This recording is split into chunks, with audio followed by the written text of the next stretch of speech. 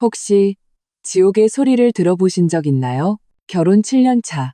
저는 처음으로 지옥에도 소리가 있다는 걸 알게 됐습니다.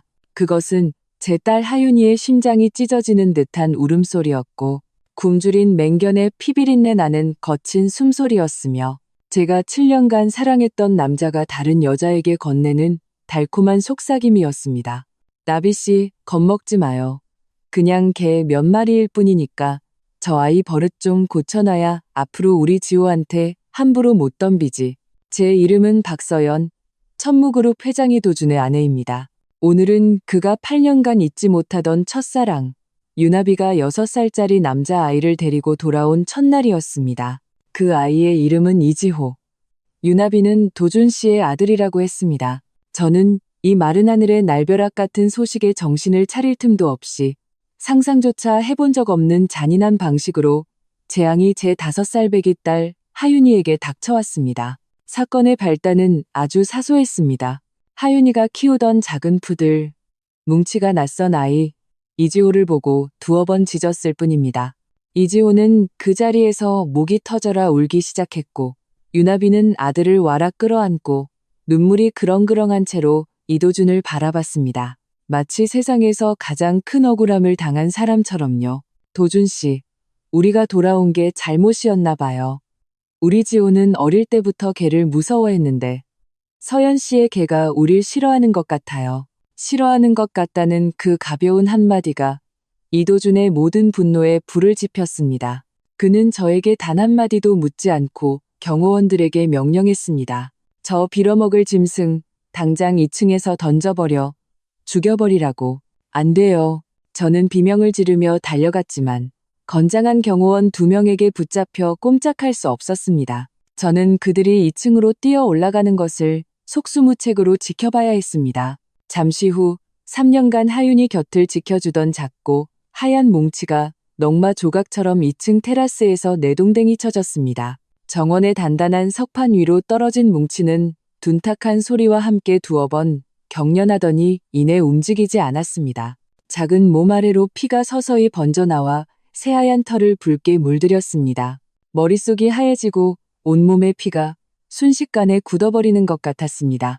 방에서 뛰어나온 하윤이가 그 광경을 보고는 처절하게 울부짖었습니다.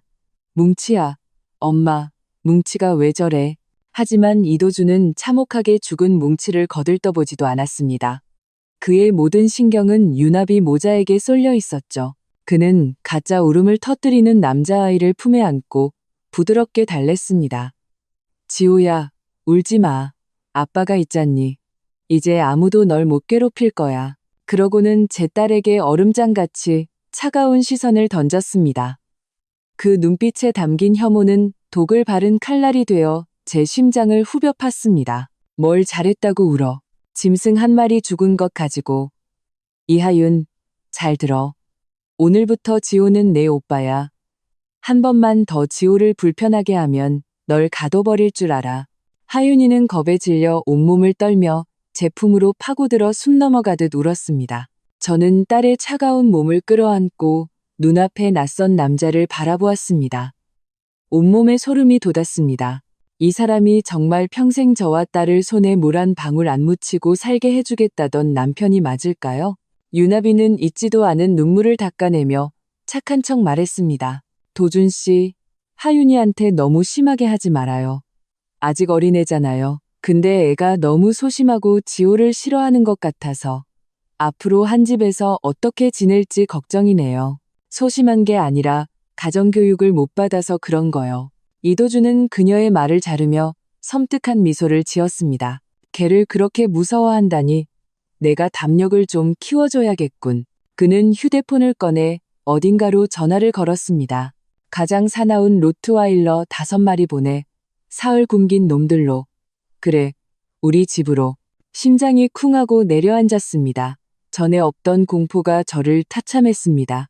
이도준, 지금 뭐 하는 거예요? 제가 소리쳤지만 그는 전화를 끊고 죽은 사람 보듯 저를 쳐다봤습니다. 뭐 하냐고. 내 딸 교육 좀 시키려고.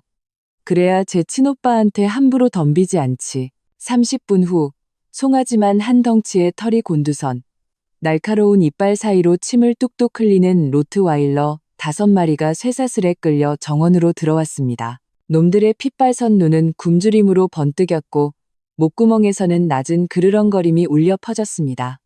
보기만 해도 다리가 후들거렸습니다. 하지만 이도준의 얼굴에는 복수심에 찬 쾌감이 가득했습니다. 아가씨, 이리 끌고 와. 놀이방에 가도 안 돼. 이도준, 당신 미쳤어? 당신 딸이야, 친딸이라고. 저는 미친 듯이 발버둥치며 경호원들을 핥히고 물어뜯었습니다. 손톱이 살점을 파고들어 깊은 핏자국을 냈지만 여자 혼자의 힘으로 장정 둘을 당해낼 수는 없었습니다. 하윤이는 제 품에서 거칠게 빼앗겨 엄마, 살려줘 라고 울부짖으며 아이의 웃음소리로 가득했던 놀이방으로 질질 끌려 들어갔습니다. 이윽고 이도준이 직접 그 맹견들의 쇠사슬을 풀었습니다. 가서 우리 공주님이랑 신나게 놀아주렴. 그는 지옥의 악귀처럼 웃으며 말했습니다. 사흘 굶은 맹견들은 방 안의 작은 여자아이에게서 나는 달콤한 냄새를 맡고 시위를 떠난 화살처럼 순식간에 달려들었습니다. 안 돼. 절망적인 비명이 터져 나왔지만 쾅 하는 소리와 함께 놀이방 문이 굳게 닫히고 밖에서 잠겨버렸습니다. 이도준은 저를 차가운 문에 거칠게 밀쳤습니다. 그는 저를 내려다보며 경고와 쾌감이 뒤섞인 눈으로 말했습니다. 박서연, 여기서 똑똑히 들어. 내 딸이 언제 오빠를 존중해야 하는지 깨닫게 되면 그때 문을 열어주지. 아하욱스. 방 안에서는 하윤이의 극심한 공포에 찬 비명과 울음소리가 터져 나왔습니다. 그 사이로 로트와일러의 흥분한 울음소리와 무언가 넘어지는 소리가 뒤섞여 들려왔습니다. 엄마, 엄마 살려줘. 아파 엄마. 그 소리 하나하나가 벌겋게 달군 인두가 되어 제 심장을 지지는 것 같았습니다. 저는 미친 사람처럼 문을 두들겼습니다. 손톱이 부러지고 피가 흘러내렸지만 두꺼운 원목 문은 꿈쩍도 하지 않았습니다. 이도준, 문 열어. 당장 열라고. 당신이 하윤이를 죽일 거야. 걔는 우리 하윤이란 말이야. 저는 바닥에 무릎을 꿇고 그의 바짓가랑이를 붙잡았습니다. 모든 자존심을 버리고 애원했습니다. 제발요. 뭐든지 할게요. 제발 하윤이 좀 살려주세요. 걔는 이제 겨우 5살이에요. 이도준은 저를 발로 걷어차고는 바지를 털었습니다. 그의 눈에는 일말의 온기도 없었습니다. 유나비는 그의 곁에 바싹 다가서서 승리자의 미소를 지으면서도 목소리는 걱정스럽게 꾸몄습니다. 도준 씨, 그래도 이건 너무 심한 거 아닐까요? 하윤이는 아직 어린데 어릴 때부터 가르쳐야지. 이도준은 그녀를 끌어안으며 제가 한 번도 들어본 적 없는 다정한 목소리로 말했습니다. 걱정 마, 나비씨. 내가 알아서 해. 죽기야 하겠어? 오늘 박서연이랑 제 딸한테 이 집에서 누가 제일 중요한 사람인지 똑똑히 가르쳐 줄 테니까. 그는 유나비와 이지호를 데리고 거실로 향했습니다. 마치 저 문 너머에서 벌어지는 일이 끔찍한 학살이 아니라 사소한 장난이라도 되는 것처럼요. 저는 차가운 바닥에 주저앉아 삶과 죽음을 가로막은 문에 기댔습니다. 딸의 울음소리는 점점 희미해졌습니다. 처음에는 처절하게 울부짖다가 흐느끼는 소리로, 마지막에는 거의 들리지 않는 훌쩍임과 맹견이 무언가를 씹는 듯한 끔찍한 소리만 남았습니다. 시간은 1초가 1년처럼 흘러갔습니다. 눈물은 말라붙었고 목은 쉬어버렸으며 마음은 끝없는 심연으로 가라앉았습니다. 거실에서는 이도준과 유나비의 웃음소리, 그리고 남자아이가 만화 영화를 보는 시끄러운 소리가 희미하게 들려왔습니다. 그들 세 식구는 화기애애한 시간을 보내고 있는데 저와 제 딸은 한 명은 문 밖에서, 다른 한 명은 문 안에서 그들의 손에 의해 지옥으로 내던져졌습니다. 얼마나 지났을까? 방 안의 소리가 완전히 사라졌습니다. 죽음과 같은 정적이 흘렀습니다. 저는 문에 바싹 엎드려 차가운 문에 귀를 대보았지만 딸의 숨소리조차 들리지 않았습니다. 죽었나? 우리 하윤이가 죽은 건가? 이 생각이 혼란스러운 제 머릿속을 검은 번개처럼 갈라놓았습니다. 저는 울음을 멈추고 문을 두드리는 것도 멈췄습니다. 천천히 바닥에서 일어섰습니다. 피투성이인 제 두 손을 내려다보고 굳게 닫힌 문을 바라보았습니다. 그리고 복도 유리를 통해 거실에서 유나비에게 다정하게 과일을 먹여주는 이도준의 옆모습을 보았습니다. 7년의 결혼 생활, 7년의 헌신. 저는 그를 위해 화려한 삶을 포기하고 평범한 주부가 되었고 가족의 모든 것을 버렸으며 아이를 낳았습니다. 그 대가가 고작 이런 것이었나요? 소위 사랑이라던 것, 가족이라던 것은 결국 한바탕 웃음거리에 불과했습니다. 나 박서연, 박 회장 댁에서 금지옥엽으로 자란 딸이 어찌 이런 치욕을 겪을 수 있단 말인가. 내가 발톱을 숨기고 독침을 감춘 것은 너희 같은 것들이 내 딸과 나의 피를 밟고 역겨운 재회 노름을 하라고 그런 것이 아니다. 극심한 냉기가 심장에서부터 사지로 퍼져나갔습니다. 저는 더 이상 그 문을 돌아보지 않고 제 방으로 한 걸음 한 걸음 걸어갔습니다. 제 걸음은 너무나도 안정적이어서 저 자신조차 낯설게 느껴졌습니다. 바닥에 엎드려 애원하고 울부짖던 박서연은 이미 저 문 밖에서 죽었습니다. 지금 살아있는 것은 박씨 가문의 작은 공주, 코드네임 홍련의 박서연입니다. 제 침실은 지금 제 마음처럼 차갑고 적막했습니다. 이곳은 한때 이도준과 저의 가장 아늑한 보금자리였습니다. 벽에는 우리의 대형 웨딩 사진이 걸려 있었죠. 사진 속 그는 부드럽게 웃고 있었고 눈에는 사랑이 넘쳐 흐를 것만 같았습니다. 그때 저는 평생을 맡길 수 있는 사람을 찾았다고 믿었습니다. 7년 전 그의 회사는 부도 직전이었습니다. 내후 외환에 시달렸죠. 저는 가족 모두의 반대를 무릅쓰고 박씨 가문의 상속인 중 한 명으로서의 권한을 이용해 그에게 천문학적인 자금을 투자하고 모든 장애물을 제거해 주었습니다. 그가 벼랑 끝에서 다시 일어나 지금의 자리에 오르기까지 모든 과정을 함께했습니다. 사람들은 모두 이도준을 천재적인 사업가, 자수성가의 신화라고 칭송합니다. 하지만 그와 저만이 알고 있습니다. 저와 제 뒤에 박씨 가문이 없었다면 이도준은 아무것도 아니라는 것을요. 제가 그렇게까지 한 이유는 단 하나, 그가 제 귓가에 이렇게 속삭였기 때문입니다. 서연아, 내가 자리를 잡으면 당신과 우리 아이에게 세상에서 가장 안정적인 가정을 만들어줄게. 내 목숨보다 더 당신을 사랑할 거야. 얼마나 우스운 맹세인가요. 저는 그 맹세를 위해 기꺼이 그림자 속에 머물며 그가 숨겨놓은 전업주부가 되었습니다. 심지어 그에게 부담을 주지 않기 위해 집안과의 연락도 대부분 끊고 매년 설에만 하윤이를 데리고 잠시 다녀올 뿐이었습니다. 저는 저의 인내와 헌신이 가정의 화목을 가져다주고 하윤이에게 온전한 어린 시절을 선물할 것이라 믿었습니다. 오늘에서야 저는 제가 얼마나 어리석었는지 깨달았습니다. 가난한 집 출신 남자의 뼛속에는 열등감과 자만심이 함께 새겨져 있습니다. 일단 성공하고 나면 그는 그 부끄러운 과거를 자신의 모든 초라함을 목격한 여자를 지워버리고 싶어 안달이 나게 됩니다.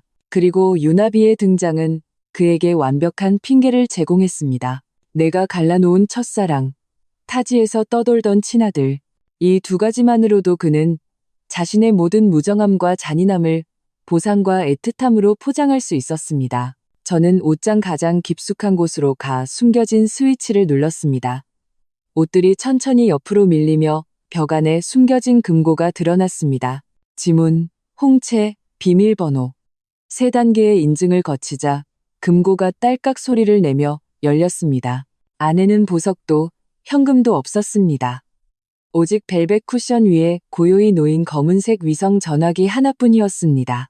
이것은 박씨 가문의 최고 통신 장비로 전 세계 어디에 있는 박씨 가문의 세력과도 연결되며 최고 지휘 권한을 가집니다. 저는 이것을 7년간 봉인해 두었습니다. 평생 다시 쓸 일이 없을 거라고 생각했죠. 저는 손을 뻗어 차가운 기기를 부드럽게 쓰다듬었습니다. 그 익숙한 감촉이 제 뼛속에 잠들어 있던 피를 순식간에 깨웠습니다. 저는 더 이상 이도준의 아내가 아닙니다. 나는 박서연이다. 전화기를 들고 전원을 켰습니다. 화면이 밝아지며 박씨 가문의 천무그룹을 상징하는 불 속에서 부활하는 봉황의 문양이 어둠 속에서 유난히 날카롭게 빛났습니다. 신호가 연결되자마자 저는 제 영혼에 새겨진 번호를 눌렀습니다. 신호음이 한 번 울리자마자 전화가 연결되었습니다. 막내야. 침착하면서도 카리스마 있는 남자의 목소리가 들려왔습니다. 희미한 걱정이 묻어났죠. 웬 홍련 직통 라인이야? 무슨 일 있어? 제 둘째 오빠, 박서준이었습니다. 천무그룹 아시아 지역 총책임자이자 이 세상에서 저를 가장 아끼는 사람이죠. 그의 목소리를 듣는 순간 얼음과 증오로 쌓아 올렸던 제 마음의 댐이 무너질 뻔했습니다. 하지만 저는 참아냈습니다. 제 목소리는 고인 물처럼 평온했습니다. 오빠, 나야. 박서준은 즉시 제 목소리가 이상하다는 것을 알아챘습니다. 그의 목소리가 순식간에 심각해졌습니다. 어디야? 서울. 이도준 집. 하윤이는? 그가 물었습니다. 딸의 이름이 나오자 보이지 않는 손이 심장을 꽉 움켜쥐는 듯한 고통에 숨을 쉴 수가 없었습니다. 저는 눈을 감고 그 찢어지는 고통을 억누르며 한자 한자 힘주어 말했습니다. 하윤이, 이도준이 가뒀어. 사흘 굶긴 로트와일러 5마리랑 같이. 전화기 너머로 10초간의 침묵이 흘렀습니다. 저는 평소 온화하기만 한 제 오빠가 지금 어떤 표정을 짓고 있을지 상상할 수 있었습니다. 폭풍전야와 같은 얼굴이겠죠. 10초 후 그의 목소리가 다시 들려왔습니다. 한 글자 한 글자가 마치 얼음 창고에서 꺼내온 듯 차가웠습니다. 너에게 최고 작전 권한을 부여한다. 서울 근교에 주둔 중인 흑갑부대 5분 내로 집결 완료. 15분 후 그 저택을 포위한다. 알았어. 제가 대답했습니다. 서연아. 그가 제 이름을 불렀습니다. 목소리가 미세하게 떨렸습니다. 기억해. 오늘부터 넌 누구의 아내가 아니야. 넌 박씨 가문의 홍련이다. 누구든 내 머리카락 하나라도 건드리면 그놈의 집안 전체를 멸족시켜버릴 테니 알아. 저는 전화를 끊고 창가로 걸어가 불이 환하게 켜진 아래층 거실을 조용히 바라보았습니다. 이도준은 이지호를 안고 있었고 유나비는 그 옆에 앉아 있었습니다. 세 식구는 텔레비전을 보며 환하게 웃고 있었습니다. 그들은 자신들을 잿더미로 만들 폭풍이 천지를 뒤흔들 기세로 이 호화로운 감옥을 향해 다가오고 있다는 사실을 까맣게 모르고 있었습니다.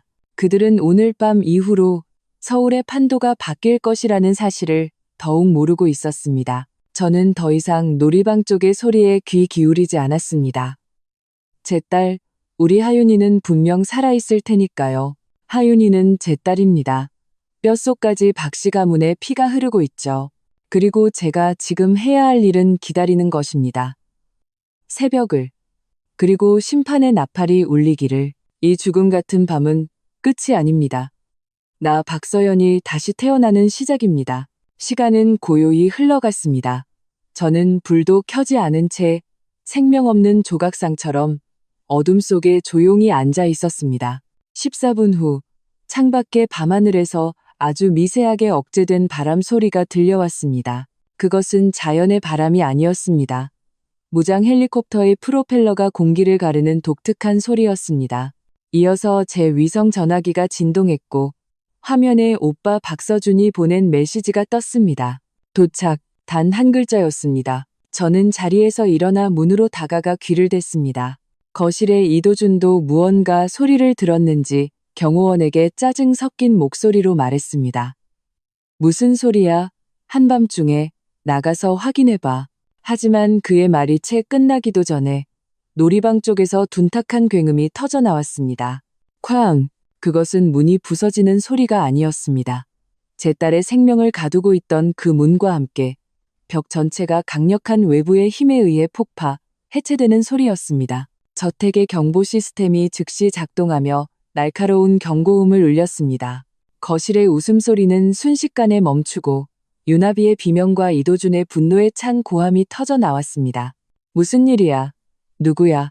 저는 방문을 열고 무표정하게 밖으로 나갔습니다. 복도에는 이미 낯선 사람들이 가득했습니다. 그들은 이도준의 경호원들이 아니었습니다. 검은색 전투복을 입고 전술 고글을 쓴 채 최신식 돌격소총을 든 전사들이었습니다. 그들의 몸에서는 실제 전장에서 피를 본 군인에게서만 느낄 수 있는 살기가 뿜어져 나왔습니다. 선두에 선 사람은 바로 제 오빠 박서준이었습니다. 그는 평소에 온화한 정장 차림을 벗고 짙은 검은색 전투복을 입고 있었습니다. 굳건한 소나무처럼 늠름한 자세에 눈빛은 칼날처럼 날카로웠습니다. 저를 보자 그의 눈에 서려 있던 모든 냉기가 순식간에 안타까움으로 변했습니다. 막내야.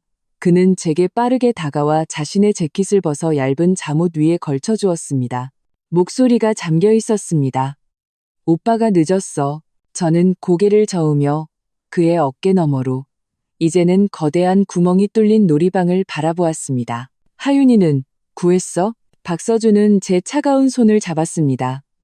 걱정 마. 오빠가 있어. 그는 몸을 살짝 비켜 제 뒤편을 볼 수 있게 해주었습니다. 같은 전투복을 입은 의무병이 의식을 잃은 하윤이를 조심스럽게 안고 있었습니다. 제 딸.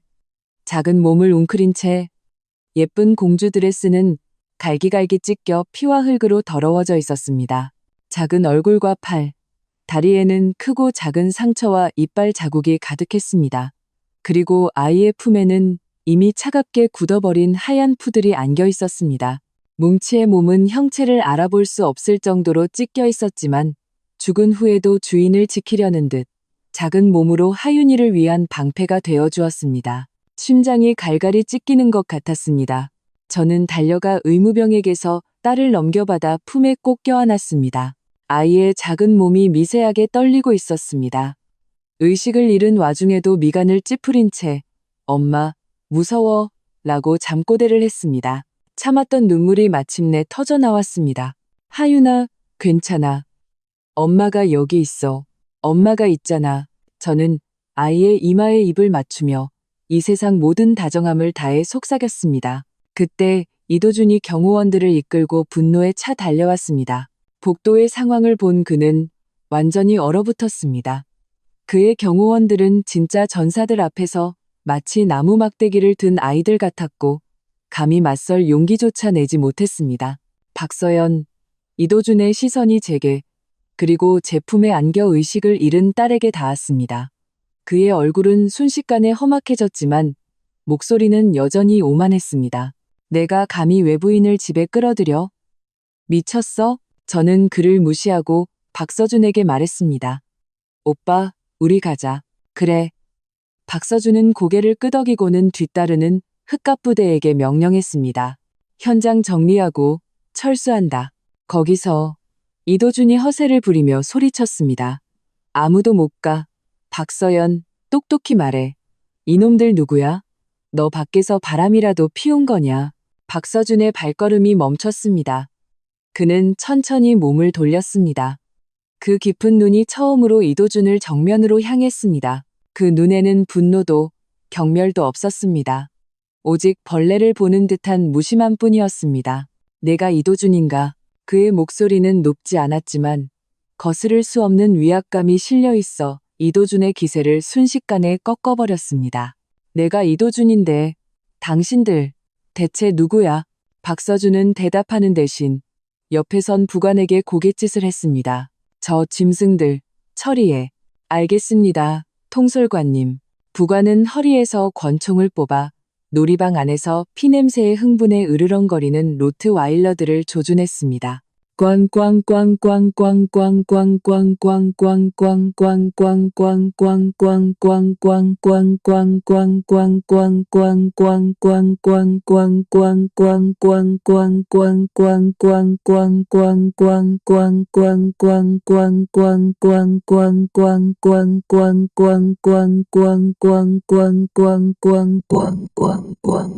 소음기가 달린 5발의 깔끔한 총성이 조용한 밤에 선명하게 울렸습니다. 방금 전까지 흉포하게 굴던 로트와일러들은 비명 한 번 지르지 못하고 미간에 정확히 혈공이 뚫린 채 쓰러졌습니다.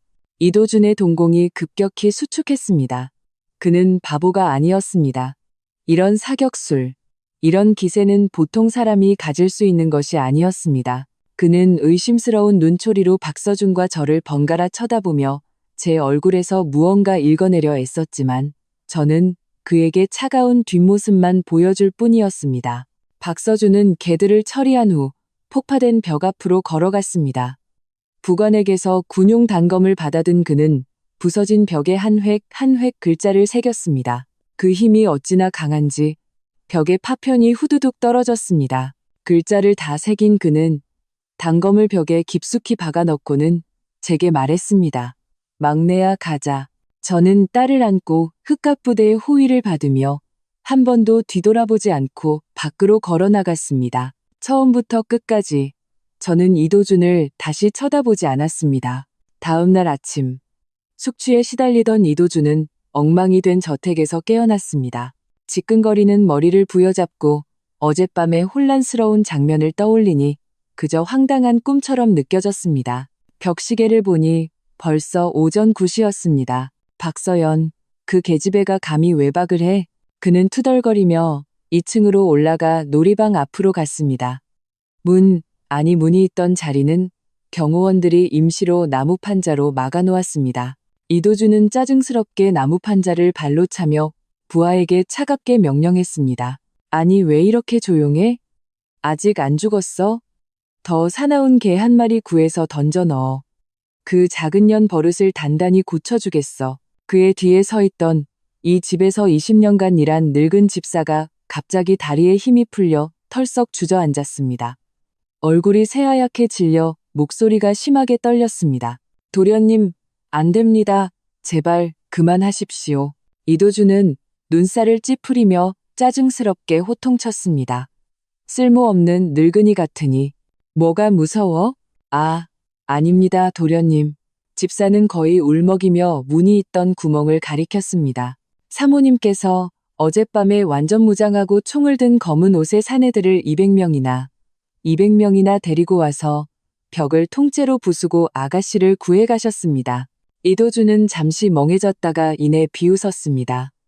200명? 영화 찍냐? 늙어서 노망이 들었군. 정말입니다, 도련님. 집사는 벽을 가리키며 울먹였습니다. 그들이 벽에 혈서까지 남겼습니다.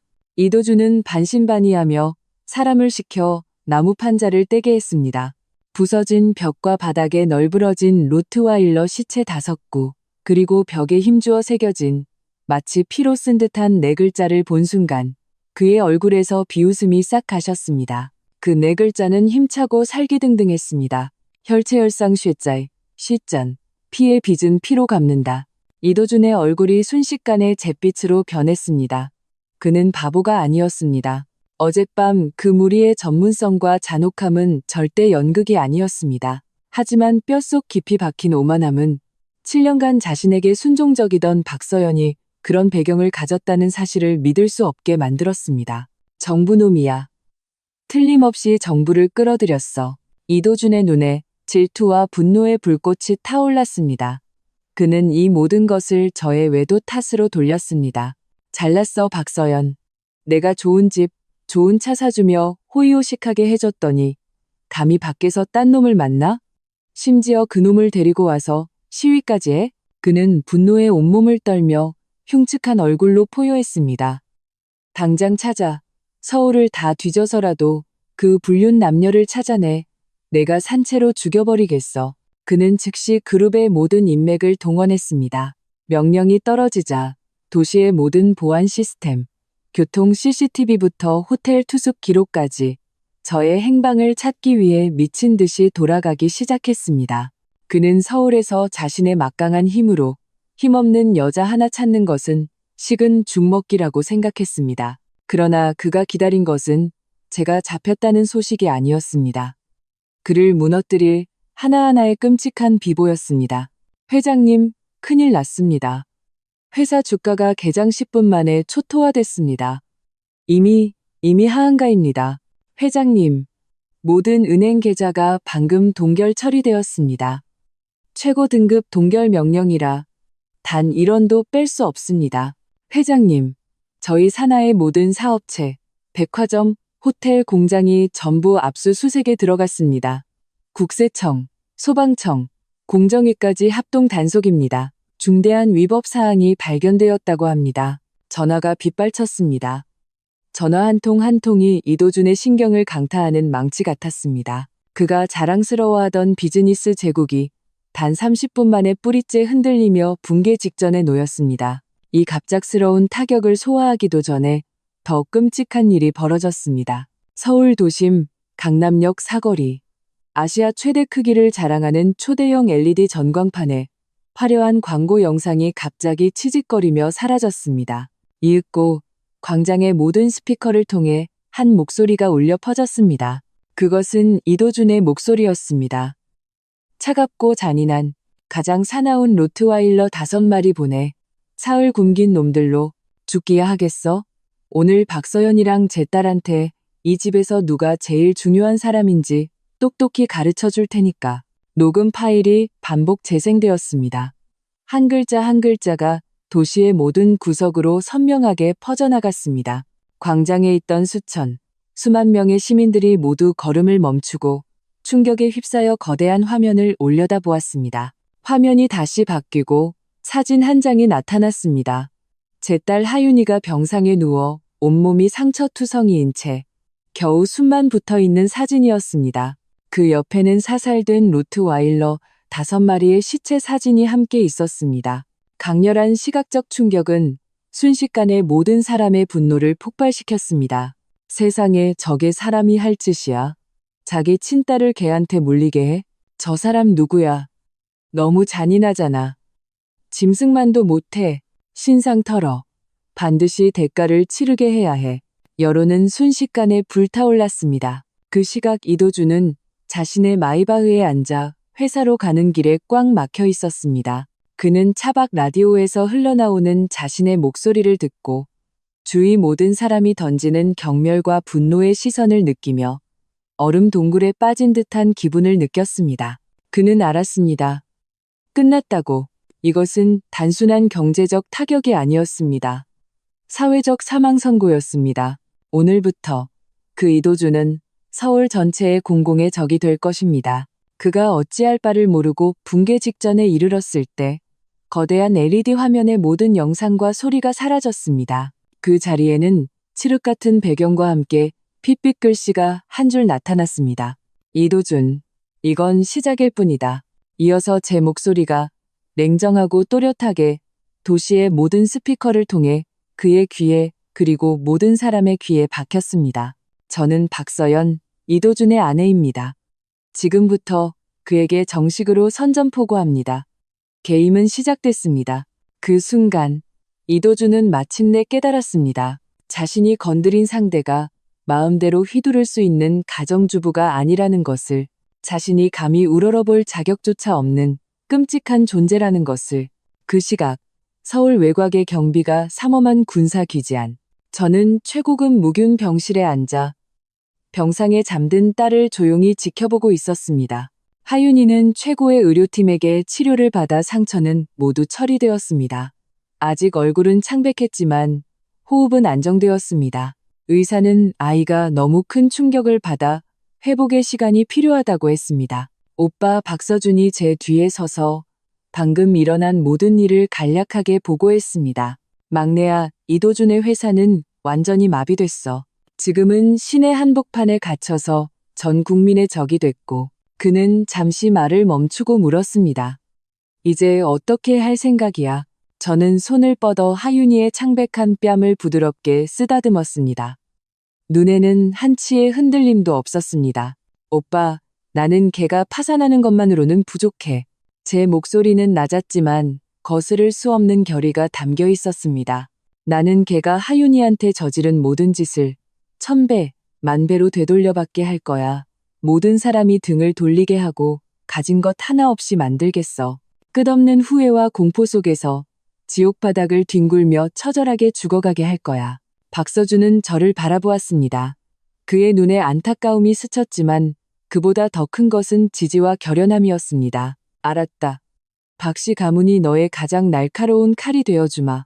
그는 몸을 돌려 밖으로 나갔습니다. 저는 알고 있었습니다. 그가 저를 위해 더 거대한 복수의 향연을 준비하러 갔다는 것을. 저는 고개를 숙여 딸의 이마에 부드럽게 입을 맞췄습니다. 하윤아, 무서워하지 마. 엄마가 모든 걸 되찾아 줄게. 이제부터 나 박서연은 누구를 위해서도 참지 않을 것이다. 나의 자비심은 어젯밤 그 5마리의 맹견에게 이미 모조리 뜯어먹혔다. 남은 것은 오직 복수뿐이다. 이도준은 완전히 겁에 질렸습니다.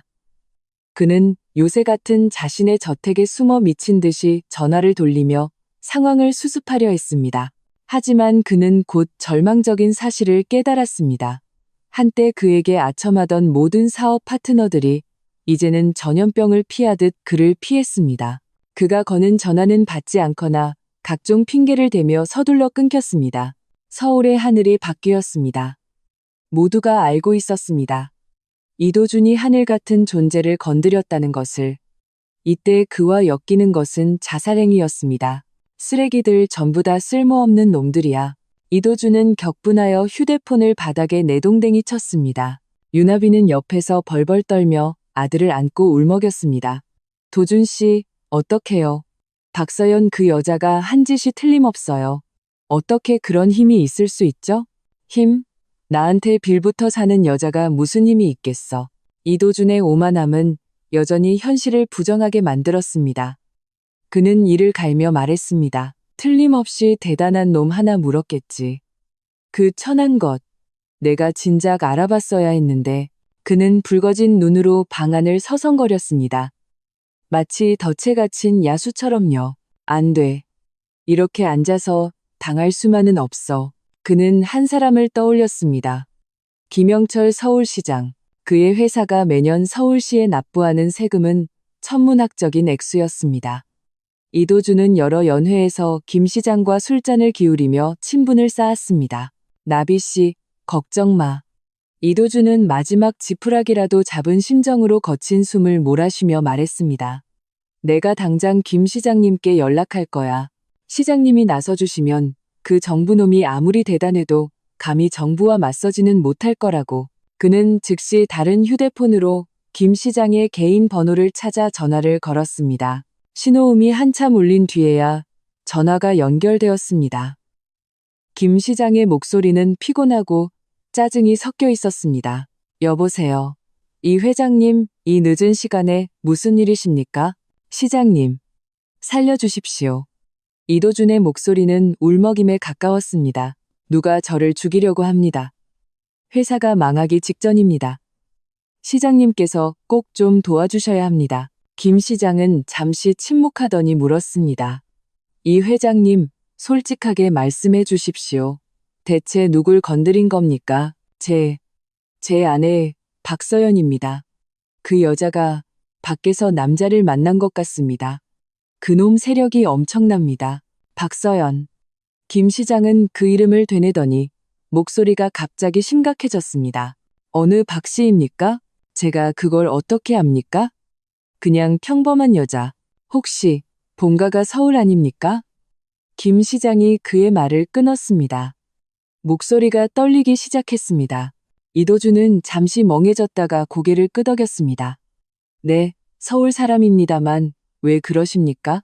전화기 너머로 김 시장이 숨을 들이켜는 소리가 들렸습니다. 이도준 씨, 당신 이번에 제대로 잘못 건드렸어. 김 시장의 목소리는 공포로 가득 찼습니다. 당신 서울의 박씨 가문이 뭘 의미하는지 몰라? 천무그룹이라고 들어는 봤어? 천무그룹. 이도준은 들어본 듯 했지만 바로 떠오르지 않았습니다. 전 세계 최대의 민간 군사기업, 방산업계의 거물, 초강대국들도 함부로 못하는 곳이야. 그들 산업은 전 세계에 퍼져 있고 부는 국가를 능가해. 그리고 박씨 가문이 바로 그 천무의 주인이야. 김 시장의 목소리는 공포로 날카로워졌습니다. 당신 아내 박서연이 박 회장님이 가장 아끼는 막내딸이라고. 근데 당신이 감히 그분을 건드려? 죽고 싶어 환장했어? 나까지 끌어들이지 마. 딸깍. 김 시장은 주저없이 전화를 끊었습니다. 다시 걸었지만 통화 중이었습니다. 이도준은 휴대폰을 쥔 채 마치 벼락이라도 맞은 듯 그 자리에 얼어붙었습니다. 박씨, 가문, 천무그룹. 이 단어들이 마치 폭탄처럼 그의 머릿속에서 터져나가며 그의 가련한 자존심과 오만함을 산산조각 냈습니다. 그는 마침내 깨달았습니다. 자신이 이룩했다는 비즈니스 제국이 진짜 거물 앞에서는 한 톨의 먼지에 불과하다는 것을. 유나비도 전화 내용을 듣고는 새하얗게 질려 바닥에 주저앉았습니다. 아니야. 그럴 리 없어. 도준 씨, 뭔가 잘못 안 걸 거야. 박서연이 어떻게 그런 집안 사람이야. 이도준은 그녀를 무시하고 미친 듯이 서재로 달려가 컴퓨터를 켰습니다. 서울 박씨 가문 천무그룹 검색 결과에 나오는 웬만한 국가 원수도 고개를 숙이게 할 정보들을 본 순간 그의 마지막 환상마저 깨졌습니다. 절망이 파도처럼 그를 덮쳤습니다. 하지만 그는 포기할 수 없었습니다. 자신이 힘들게 이룬 모든 것이 이렇게 허무하게 사라지는 것을 받아들일 수 없었습니다. 조폭. 그래, 조폭을 쓰자. 그는 무언가 떠오른 듯 눈에 광기를 번뜩였습니다. 아무리 돈 많고 권력 있어도 목숨 내놓은 놈들까지 무섭지 않을까?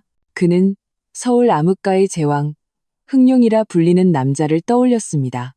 이도준은 과거 몇몇 불법적인 거래를 통해 흥룡과 안면을 튼 사이였습니다. 그는 다시 전화기를 들고 흥룡의 번호를 눌렀습니다. 흥룡 형님 접니다. 이도준.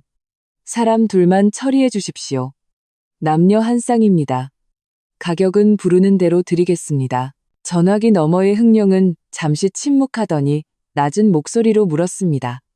오, 이 회장님, 오늘 화가 많이 나셨네. 어떤 놈들이 감히 회장님 심기를 건드렸는지 말이나 들어봅시다. 박서연이라는 여자랑 이름 모를 놈 하나입니다. 그 여자 정부놈입니다. 박서연, 흥룡은 그 이름을 반복했습니다. 목소리 톤에 변화가 없었습니다. 지금 어디 있는데? 모릅니다. 하지만 분명 서울 안에 있을 겁니다. 좋아. 그 일 내가 맡지. 흥룡은 흔쾌히 수락했습니다. 기다려. 내가 직접 애들 데리고 가서 손봐줄 테니. 전화를 끊자 이도준의 얼굴에 마침내 섬뜩한 미소가 떠올랐습니다. 박서연, 기다려라. 내 배경이 더 센지 흥룡 형님의 칼이 더 빠른지 어디 한번 보자. 1시간 후 서울 최대의 지하 격투장. 흥룡은 호랑이 가죽이 깔린 의자에 앉아 있었고 그의 뒤에는 칼을 든 장정 수백 명이 도열해 있었습니다.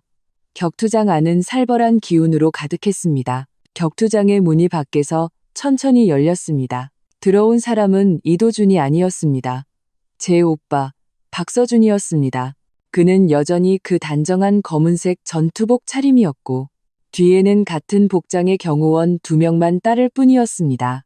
세 사람이 수백 명의 흉악한 폭력배들을 마주하고도 마치 자기 집 뒷마당을 산책하듯 여유롭게 걸어 들어왔습니다. 흥룡은 눈을 가늘게 뜨고 박서준을 훑어보며 차갑게 말했습니다.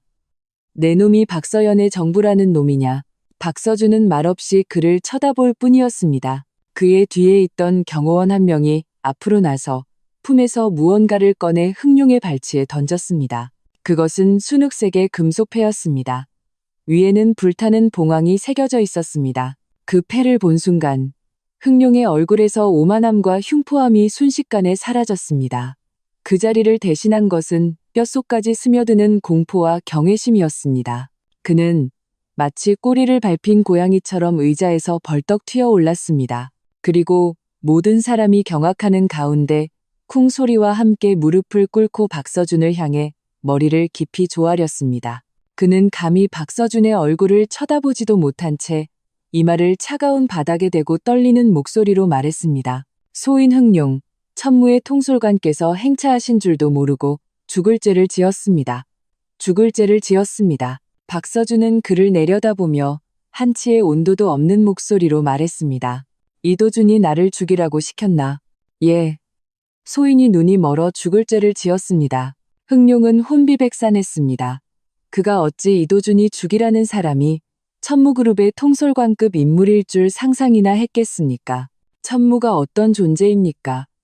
전 세계 모든 지하 세력의 신과 같은 존재입니다. 그깟 서울의 흥룡은커녕 동남아 마야광이라도 이 패를 보면 무릎 꿇고 머리를 조아려야 했습니다. 죄를 씻을 기회를 주지. 박서준이 무심하게 말했습니다. 어떻게 해야 할지 알겠나? 알겠습니다. 알고 말고요. 흥룡은 마치 사면이라도 받은 듯 필사적으로 머리를 조아렸습니다. 소인이 당장 가서 그 눈치 없는 이도준 놈을 갈기갈기 찢어개에게 던져주겠습니다. 부디 목숨만 살려주십시오. 통솔관님. 박서준은 더 이상 그를 쳐다보지도 않고 몸을 돌려 떠났습니다. 그의 모습이 문 밖으로 사라지고 나서야 흥룡은 감히 고개를 들 수 있었습니다. 등은 이미 식은땀으로 흠뻑 젖어 있었습니다. 그는 겁에 질려 굳어버린 수백 명의 부하들을 보며 심호흡을 했습니다. 그의 눈에 전례 없는 살기가 번뜩였습니다. 형제들. 그는 자리에서 벌떡 일어나 포효했습니다. 연장 챙겨. 이도준 집으로 간다. 오늘 그 개자식 껍질을 벗겨놓지 않으면 우리 모두 다 죽는다. 그리고 이 모든 장면은 초소형 드론을 통해 제 병실로 실시간 중계되었습니다. 저는 화면 속 흥룡의 공포에 질린 얼굴을 보며 입가에 차가운 미소를 띄었습니다. 이도준, 내 인맥이 너의 방패가 될 줄 알았나? 아니, 그건 널 지옥으로 끌고 갈 또 하나의 밧줄이 될 뿐이다. 딴지은, 또레또미, 아까우니, 흥룡이 수백 명의 부하를 이끌고 이도준의 저택으로 쳐들어가는 동안 또 다른 소리 없는 전쟁이 시작되었습니다. 유나비는 처음에 공포가 가라앉자 금세 냉정을 되찾았습니다. 그녀는 교활한 여자였습니다. 앉아서 죽음을 기다리는 것이 가장 어리석은 짓임을 잘 알았죠. 그녀는 기가 막힌 방법을 생각해냈습니다. 바로 여론전이었습니다. 그녀는 이 시대의 인터넷 여론이 사람을 죽이는 가장 날카로운 칼이라는 것을 알고 있었습니다. 그래서 그녀는 밤새 수십 개의 가계정을 만들어 눈물 없이는 볼 수 없는 흑백을 뒤바꾼 소설 한 편을 써서 각종 SNS에 퍼뜨렸습니다. 그 글에서 그녀는 자신을 8년간 사랑을 위해 홀로 아이를 키우며 인내한 비련의 어머니로 묘사했습니다. 반면 저는 남편을 빼앗고 집안의 힘을 이용해 조강지처를 학대하는 악독한 여자로 그려졌습니다. 심지어 그녀는 이지호의 팔에 약간의 붉은 자국이 있는 사진을 첨부하며 그것이 제가 꼬집은 흔적이라고 암시했습니다. 제가 뭘 잘못했는지 모르겠습니다. 저는 그저 제 아이가 늦게나마 아빠의 사랑을 받게 해주고 싶었을 뿐입니다. 그런데 그 여자는 정부까지 끌어들여 우리 모자를 모욕하고 심지어 6살짜리 제 아들에게까지 손을 댔습니다. 이제는 집안의 힘을 이용해 우리를 죽이려 합니다. 하늘이시여, 어디에 정의가 있습니까? 제발 이 불쌍한 모자를 도와주세요. 유나비는 대중의 감성을 자극하는 법을 잘 알았습니다. 비련의 어머니, 악독한 본처, 재벌가의 암투, 의부다들 학대, 이런 키워드들은 순식간에 인터넷을 달궜습니다. 누군가의 조직적인 도움으로 이 글은 금세 실시간 검색어 순위에 올랐습니다. 진실을 모르는 수많은 네티즌들이 그녀에게 속아 저를 비난하기 시작했습니다. 저 박서연이란 여자 진짜 악마다. 남편 뺏은 것도 모자라 애까지 괴롭히네. 저 남자애 너무 불쌍하다. 마음 아파. 저런 여자는 사회에서 매장시켜야 해.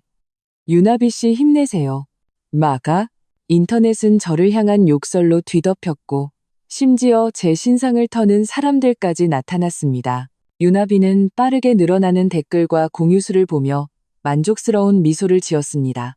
그녀는 자신이 도덕적 우위를 점하기만 하면 제 뒤에 있는 세력이 아무리 크다 해도 감히 세상의 비난을 무릅쓰고 약한 자신들을 건드리지 못할 것이라고 믿었습니다. 심지어 그녀는 이 소동이 잠잠해지고 이도준이 문제를 해결하면 피해자의 자격으로 당당하게 이씨 집안에 들어가 진짜 사모님이 될 수 있을 것이라는 망상에 빠졌습니다. 하지만 그녀는 너무 섣불렀습니다. 그녀의 글이 실시간 검색어 1위를 차지하고 화제성이 최고조에 달했을 때 천무그룹 공식이라는 인증 계정이 첫 게시물을 올렸습니다. 그것은 고화질의 CCTV 영상이었습니다. 장소는 바로 이도준의 집 거실이었습니다. 영상에는 이지호가 어떻게 하윤이의 장난감을 빼앗고 하윤이를 밀치고 심지어 하윤이의 몸 위에 올라타 작은 주먹으로 때리는지가 명확하게 기록되어 있었습니다. 그리고 유나비는 그 옆에 앉아 아무런 제지 없이 냉담하게 그 광경을 지켜보고 있었습니다.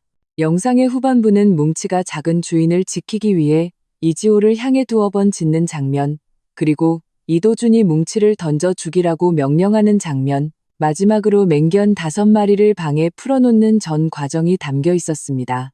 영상에는 편집도 내레이션도 없었습니다. 오직 차갑고 피비린내 나는 진실만이 존재했습니다. 영상 말미에는 국내 최고 권위의 법의학 감정센터에서 발급한 하윤희의 상해 진단서가 첨부되었습니다. 진단서에 적힌 눈 뜨고 볼 수 없을 만큼 참혹한 상처 기록들과 처리되었음에도 여전히 심각성이 엿보이는 상처 사진들은 방금 전까지 유나비를 위해 목소리를 높이던 모든 네티즌들의 뺨을 후려치는 것과 같았습니다. 이 게시물은 마치 폭탄처럼 인터넷을 뒤흔들었습니다. 헐, 대반전. 저 꼬마가 먼저 애를 때렸네. 미쳤다. 이게 사람이 할 짓이야? 사생아 때문에 친딸을 저렇게 만든다고? 유나비 저 여자가 진짜 악마다. 자기 아들이 사람 때리는 거 보고도 백침이 연기한 거였어. 죄송합니다. 제가 했던 말 사과드립니다. 박서연 씨, 저 쓰레기들 꼭 처단해주세요. 응원합니다. 여론은 순식간에 180도 뒤집혔습니다. 이전에 저를 욕하던 목소리가 거셌던 만큼 이제 유나비와 이도준을 향한 비난이 거세게 몰아쳤습니다.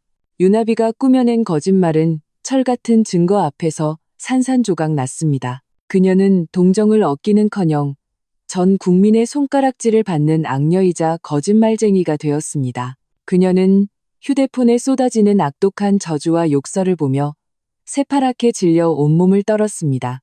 그녀는 어째서 이 집의 CCTV가 제 손에 들어갔는지 이해할 수 없었습니다. 그녀는 몰랐습니다. 제가 이 집에 시집 온 첫날부터 이 저택의 보안 시스템은 이미 오빠의 사람들에 의해 박씨 가문의 최고 등급 시스템으로 교체되었다는 사실을. 이곳에서 일어나는 모든 일은 제가 원하면 언제든 손바닥 보듯 들여다볼 수 있었습니다. 제가 가만히 있었던 것은 그럴 필요를 느끼지 못했기 때문입니다. 하지만 이제 저는 움직일 뿐만 아니라 뿌리까지 뽑아버릴 작정입니다. 유나비가 인터넷 여론의 역풍을 맞아 정신이 혼미해졌을 때 그녀에게 전화 한 통이 걸려왔습니다. 그녀의 친정에서 온 전화였습니다. 나비야, 큰일 났다. 우리 회사 망했어. 전화기 너머로 그녀 아버지의 공포에 질린 울음소리가 들려왔습니다. 방금 전에 모든 거래처에서 일방적으로 계약을 해지했고 은행에서도 빚 독촉하러 와서 당장 모든 자산을 압류하겠다고 난리야. 나비야, 너 대체 밖에서 누굴 건드린 거니? 유나비의 친정은 서울에서 나름 알아주는 중견 기업이었습니다. 그것은 그녀가 항상 자랑스러워하던 배경이었습니다. 하지만 이제 그 배경이 사라졌습니다. 아니야, 그럴 리가 없어. 유나비는 휴대폰을 쥔 채 넋나간 사람처럼 중얼거렸습니다. 그때 저택의 대문이 발길질 한 번에 부서지며 흥룡과 수백 명의 부하들이 늑대떼처럼 몰려들었습니다. 순식간에 저택 안의 경호원들은 모두 나가 떨어졌습니다. 이도준은 서재에서 죽은 개처럼 질질 끌려 나왔고 유나비와 이지호도 붙잡혔습니다. 흥룡은 유나비 앞으로 걸어가 질투와 원망으로 뒤틀린 그녀의 얼굴을 보며 하얀 이를 드러내고 웃었습니다. 그는 부하에게서 단검을 받아들고는 유나비의 공포에 찬 비명 속에서 칼끝으로 그녀가 자랑스러워하던 얼굴을 부드럽게 그었습니다. 가늘고 긴 핏자국이 그녀의 눈가에서 입가까지 이어졌습니다. 상처는 깊지 않았지만 그녀의 모든 미모를 앗아가기엔 충분했습니다. 이 천한 것, 이 얼굴이 네가 설쳐댈 미천이었지? 흥룡의 목소리는 지옥의 악마 같았습니다. 통솔관님의 명령이다. 우선 이자부터 받으라고. 원금은 천천히 계산해 주시겠단다. 그는 단검을 던지고 겁에 질려 바지에 오줌을 싼 이지호를 붙잡았습니다. 그리고 공포로 새하얗게 질린 이도준의 얼굴을 보며 차갑게 웃었습니다. 이 회장님, 아드님은 우리 형님이 며칠 맡아 키워주시겠답니다. 회장님은 얌전히 우리랑 같이 가시죠. 안 돼. 내 아들 데려가지 마. 유나비가 미친 듯이 달려들었지만 발길질 한 번에 나가 떨어졌습니다. 이도준은 자신의 아들이 끌려가는 것을 보며 자신을 둘러싼 폭력배들을 보며 얼굴이 망가진 채 바닥에서 울부짖는 유나비를 보며 마침내 진짜 절망이 무엇인지 깨달았습니다. 그리고 저는 화면을 통해 이 모든 것을 차갑게 지켜보고 있었습니다. 손발을 자르고 날개를 꺾는다. 유나비, 너는 내 친정과 내 얼굴을 가장 소중히 여겼지. 오늘 내가 그것들을 하나씩 전부 망가뜨려 주마. 이것 역시 아직은 이자에 불과하다. 이도준은 흥룡의 부하들에게 끌려갔습니다. 그가 끌려간 곳은 어두운 지하실이 아니었습니다. 서울 최고급 프라이빗 클럽 운정의 펜트하우스였습니다. 평소에는 이도준조차 감히 발을 들일 수 없는 곳이었지만 오늘 그는 이곳의 유일한 손님이었습니다. 건장한 사내 두 명에게 호화로운 방 안으로 내던져졌을 때 그는 예상치 못한 인물을 보았습니다. 제 오빠 박서준이었습니다. 박서준은 소파에 앉아 마치 오랜 친구를 기다린 듯 여유롭게 와인을 음미하고 있었습니다. 이도준은 그를 보며 공포와 의문이 뒤섞인 눈으로 떨리는 목소리로 물었습니다. 당신 대체 누구야? 박서준은 와인잔을 내려놓고 눈을 들어 그를 무심하게 쳐다보았습니다. 내가 누군지는 중요하지 않아. 그는 말했습니다. 중요한 건 내가 곧 아무것도 아니게 될 거라는 사실이지. 그는 테이블 위에 태블릿 PC를 집어 이도준에게 던졌습니다. 화면에는 천무그룹의 소개와 제 개인 신상 정보가 떠 있었습니다. 그곳에는 분명히 적혀 있었습니다. 박서연, 서울박씨 가문 장녀, 천무그룹 3대 상속인 중 1명, 코드네임 홍련. 이도준은 화면의 글자를 뚫어지게 쳐다보았습니다. 온몸에 피가 순식간에 빠져나가는 듯 손발이 차가워졌습니다. 그는 마침내 알았습니다. 7년간 자신의 곁에서 잠들었던 사람이 대체 어떤 끔찍한 존재였는지를, 자신이 결혼한 상대가 자신에게 의지해야만 하는 연약한 꽃인 줄 알았는데 사실은 잠시 발톱을 숨기고 있던 거대한 괴수였던 것입니다. 그는 지난 며칠간의 자신의 행동을 떠올렸습니다. 저에 대한 모욕, 하윤이에 대한 잔인함, 뼛속까지 스며드는 한기가 순식간에 그의 온몸을 덮쳤습니다. 끝났다. 그는 자신이 완전히 끝났다는 것을 알았습니다. 절대 거역할 수 없는 힘 앞에서 그의 모든 계산과 발버둥은 너무나도 우스꽝스러웠습니다. 쿵! 이도준은 무릎이 꺾여 바닥에 주저앉았습니다.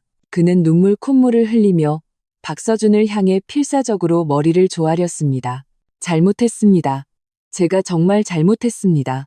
제발 서연이와 하윤이를 봐서라도 제 목숨만은 살려주십시오.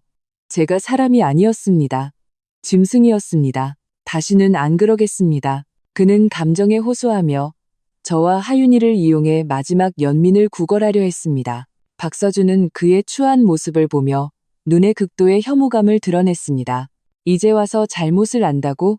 그는 차갑게 비웃으며 일어서 이도준 앞으로 걸어갔습니다. 그를 내려다보며 말했습니다. 늦었어. 그는 발을 들어 이도준의 얼굴을 밟아 그의 머리를 값비싼 수제 카펫에 처박았습니다. 너 같은 쓰레기는 내 동생 신발을 닦아줄 자격도 없어.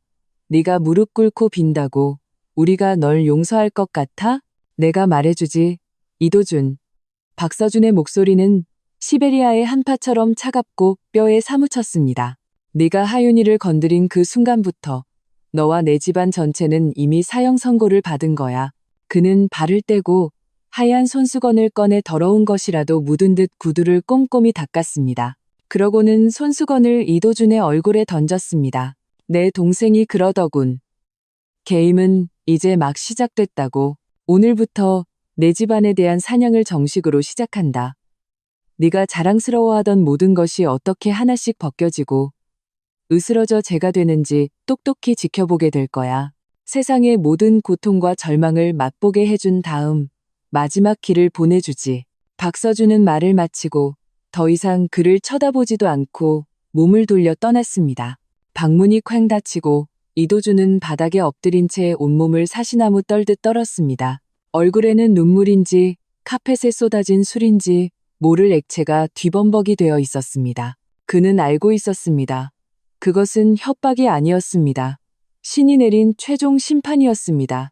그 후 며칠간 서울의 제게는 전례 없는 사냥을 목격했습니다. 천무그룹을 필두로 한 거대 자본이 이씨 집안을 상대로 전방위적이고 무차별적인 공격을 퍼부었습니다. 이씨 그룹 산하의 모든 상장사는 주가가 휴지 조각이 되어 강제 상장 폐지되었습니다. 모든 실물 자산은 거의 강탈에 가까운 방식으로 헐값에 강제 인수되었습니다. 모든 부동산 토지는 법원에 의해 압류되어 경매에 붙여졌습니다. 이씨 집안과 거래관계가 있던 모든 기업은 크고 작음을 막론하고 경고를 받았습니다. 감히 손을 내미는 자는 연대 책임을 지게 될 것이라고. 이도준이 서울의 최고 부자에서 빚더미에 앉은 알거지가 되기까지 채 3일도 걸리지 않았습니다. 그는 저택에서 쫓겨나 길거리를 헤매게 되었고 몸에는 빵 한 조각 살 돈도 없었습니다. 모든 친척과 친구들은 그를 피해 다녔고 한때 그의 부하들은 그를 역병 환자 보듯 피해갔습니다. 그는 마침내 나무가 쓰러지면 원숭이가 흩어지고 담이 무너지면 모두가 밀어버린다는 말이 무엇인지 깨달았습니다. 그는 유나비를 찾아갔지만 그녀 역시 비참한 처지였습니다. 얼굴은 망가졌고 친정은 파산했으며 지금은 그 사생아를 데리고 빈민가에서 연명하고 있었습니다. 두 사람이 만났을 때 예전의 애틋함은 온데간데 없고 끝없는 원망과 비난만이 남았습니다. 다 당신 때문이야. 당신만 아니었으면 내가 이렇게 되지 않았어. 내가 날 비난할 자격이 있어? 내가 부추기지만 않았어도 내가 박서연을 건드렸겠어. 두 사람은 길거리에서 미친 개처럼 싸웠고 수많은 행인들의 구경거리와 조롱거리가 되었습니다. 저는 드론이 보내온 화면으로 이 모든 것을 냉담하게 지켜보았습니다. 마음속에는 한치의 통쾌함도 없었습니다. 오직 차가운 적망만이 감돌았습니다. 저는 알고 있었습니다. 아직 멀었다는 것을. 이것들은 단지 전체 요리에 불과했습니다. 진짜 지옥은 아직 그들을 기다리고 있었습니다. 인간의 바닥은 한 번 뚫리면 끝없이 추락한다. 이도준과 유나비가 벼랑 끝에 몰려 생존마저 위협받게 되자 그들 내면 깊숙한 곳에 악이 가감없이 드러났습니다. 그들은 원망하기 시작했습니다. 저를, 그리고 이 세상을. 그들 생각에 자신들은 잘못이 없었습니다. 잘못한 것은 저였습니다. 제가 힘으로 그들을 짓밟았고 그들의 행복한 삶을 망쳤다고 생각했습니다. 이런 뒤틀린 생각은 광기 어리고 악독한 계획으로 이어졌습니다. 그들은 평범한 수단으로는 더 이상 저에게 어떤 해도 끼칠 수 없다는 것을 알았습니다. 그렇다면 가장 극단적이고 비인간적인 방법을 쓸 수밖에 없었습니다. 그들은 제 부모님을 떠올렸습니다. 제가 집안과 대부분의 연락을 끊었다고 했지만 그들은 제가 매년 부모님을 뵈러 간다는 것을 알고 있었습니다. 그들은 제 부모님이 저의 유일하고도 치명적인 약점이라고 생각했습니다. 그들은 몰랐습니다. 제 친부모님은 박씨 가문의 본가를 지키고 계시며 그 주변의 경호 인력은 웬만한 국가 원수보다 삼엄하다는 것을. 그들이 감히 상상조차 할 수 없는 존재라는 것을요. 그들이 찾아낸 것은 제가 효도하기 위해 서울 근교에 따로 모신 양부모님이었습니다. 두 분은 선량하고 소박한 노인으로 제 아버지의 먼 친척이셨고 어린 시절 제게 큰 은혜를 베푸셨습니다. 저는 두 분을 서울로 모셔와 집을 마련해드리고 편안한 노후를 보내실 수 있도록 했습니다. 하윤이도 자주 두 분을 찾아뵈며 할아버지, 할머니라고 불렀습니다. 이도준에게 그들은 제 약점이었습니다. 어느 깊은 밤, 이도준은 마찬가지로 벼랑 끝에 몰린 몇몇 폭력배들과 함께 제 양부모님이 사시는 고급 아파트를 찾아갔습니다. 그들은 경비를 피해 담을 넘어 들어가 양부모님 댁에 문을 따고 들어갔습니다. 두 노인은 잠결에 깨어나 흉악한 강도들을 마주하고 혼비백산했습니다. 이도준의 얼굴에는 병적인 광기와 쾌감이 서려 있었습니다. 그는 양어머니의 휴대폰을 빼앗아 떨리면서도 흥분된 목소리로 제게 전화를 걸었습니다. 그때 저는 병실에서 막 깨어난 하윤이에게 동화책을 읽어주고 있었습니다. 발신자의 엄마라고 뜨는 것을 보고 저는 웃으며 전화를 받았습니다. 엄마, 이 늦은 시간에 안 주무시고. 제 말이 채 끝나기도 전에 전화기 너머에서 이도준의 역겨운 광소가 터져 나왔습니다. 박서연, 내가 이럴 줄 알았을까? 내 그 늑다리 부모가 지금 내 손에 있다는 걸. 심장이 쿵 하고 내려앉았습니다. 이도준, 뭘 어쩌려는 거야? 제 목소리가 순식간에 차가워졌습니다. 뭘 어쩌려는 거냐고? 이도준의 웃음소리는 더욱 광기에 찼습니다. 별거 아니야. 그냥 너랑 게임 한 판 하려고. 그 늙은이들이 죽는 꼴 보기 싫으면 혼자 서쪽 폐공장으로 와. 명심해. 경찰에 신고하거나 누구라도 데려오면 그땐 시체나 수습할 준비해. 전화기 너머로 양어머니의 공포에 질린 울음소리가 들려왔습니다. 서연아, 오지마. 이놈들 미쳤어. 절대 오면 안 돼. 짝. 하는 날카로운 소리와 함께 양어머니의 신음이 들리고 울음소리가 칼었습니다. 이도준의 목소리가 다시 들려왔습니다. 협박과 원망으로 가득 찬 목소리였습니다. 1시간 주지. 1시간 뒤에도 네가 안 나타나면 우선 손가락 하나씩 잘라서 보내주마. 박서연, 네가 내 앞에 무릎 꿇고 기어와서 비는 모습을 기대하마. 그는 전화를 끊었습니다. 저는 휴대폰을 쥔 손등에 핏줄이 붉어졌습니다. 병상의 하윤이도 분위기가 이상하다는 것을 느꼈는지 제 옷깃을 잡아당기며 작은 목소리로 물었습니다. 엄마, 아빠야, 할아버지, 할머니는 왜? 저는 심호흡을 하며 끓어오르는 사리를 억누르고 몸을 숙여 딸의 이마에 입을 맞췄습니다. 최대한 부드러운 목소리로 말했습니다. 괜찮아, 하윤아. 아빠가 할아버지, 할머니랑 게임을 하고 싶대. 엄마가 지금 모시러 갈게. 여기서 얌전히 서준 외삼촌 기다릴 수 있지? 하윤이는 알겠다는 듯 고개를 끄덕였습니다. 저는 자리에서 일어나 병실을 나섰습니다. 문 밖에는 박서준이 이미 기다리고 있었습니다. 그의 얼굴에는 차가운 서리가 내려앉아 있었습니다. 방금 통화 내용은 그가 모니터를 통해 모두 들었습니다. 막내야. 그는 저를 보며 하늘을 찌를 듯한 분노에 찬 눈으로 말했습니다. 명령만 내려. 내가 직접 팀을 이끌고 5분 안에 그 공장을 잿더미로 만들어버릴 테니. 아니, 저는 고개를 저었습니다. 제 눈에는 그보다 더 차갑고 더 광기 어린 빛이 번뜩였습니다. 오빠, 걔를 죽이는 건 너무 쉬운 벌이야. 걔가 내가 무릎 꿇는 걸 보고 싶어 했지? 내가 절망하는 걸 보고 싶어 했지? 그럼 내가 직접 가서 보여줄게. 진짜 절망이 뭔지.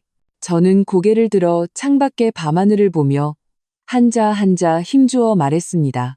공군 1부대 대기시켜.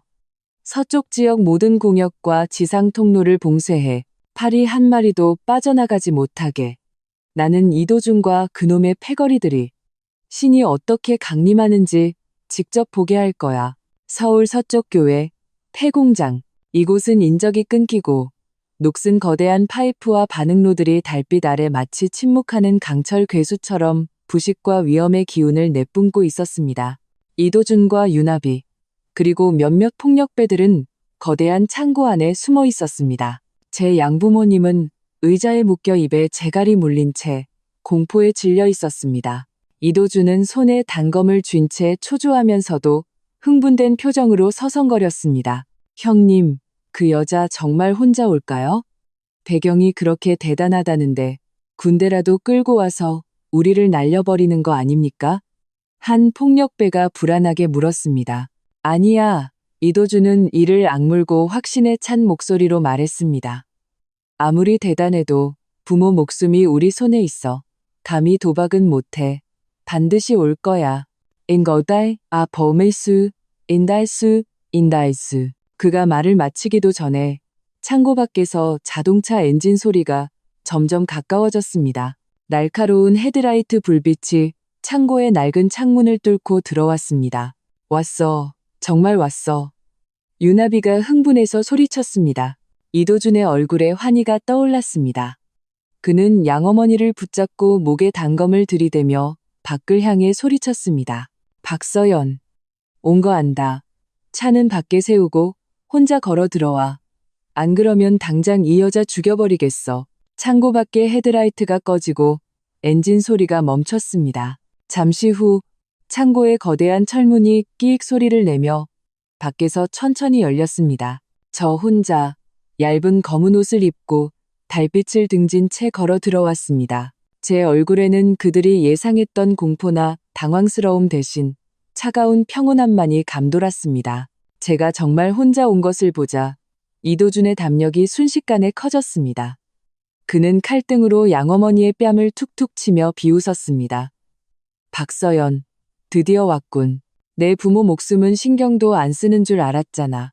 저는 그를 무시하고 겁에 질린 양부모님을 보며 조용히 말했습니다. 아빠, 엄마, 무서워하지 마세요. 제가 모시러 왔어요. 무릎 꿇어. 이도준이 갑자기 히스테릭하게 포효했습니다. 내가 그렇게 잘났어. 그렇게 대단해. 당장 내 앞에 무릎 꿇으라고. 유나비도 따라 소리쳤습니다. 그래, 무릎 꿇어. 우리한테 머리 박고 잘못했다고 빌어. 네가 잘못했다고. 내 남자를 뺏어서 미안하다고 말하라고. 그들 뒤에 폭력배들도 상스러운 욕을 하며 거들었습니다. 그들은 자신들이 제 목숨줄을 쥐고 마음껏 저를 모욕하며 모든 원망을 풀 수 있다고 생각했습니다. 저는 그들을 광기로 뒤틀린 그 얼굴들을 보며 입가에 천천히 기묘한 미소를 띄었습니다. 너희들 정말 너희가 이겼다고 생각해? 제 목소리는 낮았지만 마치 마법처럼 창고 안의 소란을 순식간에 잠재웠습니다. 이도준은 잠시 멍해졌다가 허세를 부리며 소리쳤습니다. 헛소리하지 말고 빨리 무릎 꿇어. 안 그러면 내가. 그때 하늘에서 웅웅거리는 소리가 들려왔습니다. 그 소리는 점점 커지고 점점 많아졌습니다. 마치 수천 마리의 거대한 말벌떼가 이곳으로 몰려오는 것 같았습니다. 창고 안의 모든 사람이 멍하니 하늘을 올려다보았습니다. 그리고 그들은 평생 잊지 못할 광경을 목격했습니다. 공장의 상공에 어느새 수십 개의 거대한 검은 그림자가 나타났습니다. 무장 헬리콥터였습니다. 헬리콥터마다 박씨 가문에 불타는 봉황 문양이 새겨져 있었습니다. 그들은 마치 지옥에서 온 사자처럼 밤하늘을 선회했고 기체 아래에 달린 미사일과 기관포가 달빛에 차갑게 번뜩였습니다. 강력한 프로펠러가 일으킨 바람에 창고 전체가 윙윙거리며 흔들렸습니다. 창고 안의 모든 사람은 갑작스럽게 나타난 마치 신이 강림한 듯한 광경에 넋이 나가 혼비백산했습니다. 이도준의 손에서 단검이 땡그랑 소리를 내며 떨어졌습니다. 유나비와 폭력배들은 다리에 힘이 풀려 그 자리에 주저앉아 오줌을 지렸습니다. 그들은 마침내 제가 했던 말의 의미를 깨달았습니다. 저는 혼자 온 것이 아니었습니다. 저는 단지 저의 군대를 하늘에 세워두었을 뿐입니다. 내가 말했지. 저는 천천히 앞으로 걸어갔습니다. 한 걸음 한 걸음이 그들의 무너지는 심장을 밟는 것 같았습니다. 진짜 절망이 뭔지 똑똑히 보여주겠다고. 그때 선두의 헬리콥터에서 밧줄이 천천히 내려왔습니다. 제 오빠 박서준이 완전 무장한 흑갑부대 팀을 이끌고 신처럼 하늘에서 내려와 제 곁에 안정적으로 착지했습니다. 그들은 소리 없이 착지했고 동작은 한치의 오차도 없었습니다. 그들에게서 뿜어져 나오는 살기는 순식간에 창고 안의 온도를 몇 도나 떨어뜨렸습니다. 박서준은 제 앞에 와서 절도 있는 군인 경례를 하며 낮은 목소리로 말했습니다. 홍련 통솔관님, 흑갑일 타격대 명령에 따라 도착했습니다. 지시를 내려주십시오. 이카스도 건군난, 이카스도 건군난. 저는 고개를 끄덕이고 겁에 질려 굳어버린 벌레떼를 훑어보았습니다. 인질 구출. 알겠습니다. 흑갑부대원 2명이 즉시 번개 같은 속도로 제 양부모님을 구출해 제 뒤로 호송했습니다. 이도준은 극심한 공포 끝에 갑자기 미친 듯이 웃기 시작했습니다. 하하하하하하. 그는 저를 가리키며 눈물이 나올 정도로 웃었습니다. 박서연, 내가 이겼어. 내가 완전히 이겼다고. 죽여. 그냥 날 죽여. 그는 자신이 져봤자 죽음뿐이라고 생각했습니다. 하지만 제가 그를 그렇게 쉽게 죽게 내버려 둘 리가 없었습니다. 저는 그의 앞에 다가가 천천히 몸을 숙여 절망으로 뒤틀린 그의 얼굴을 보았습니다. 죽여달라고. 저는 웃었습니다.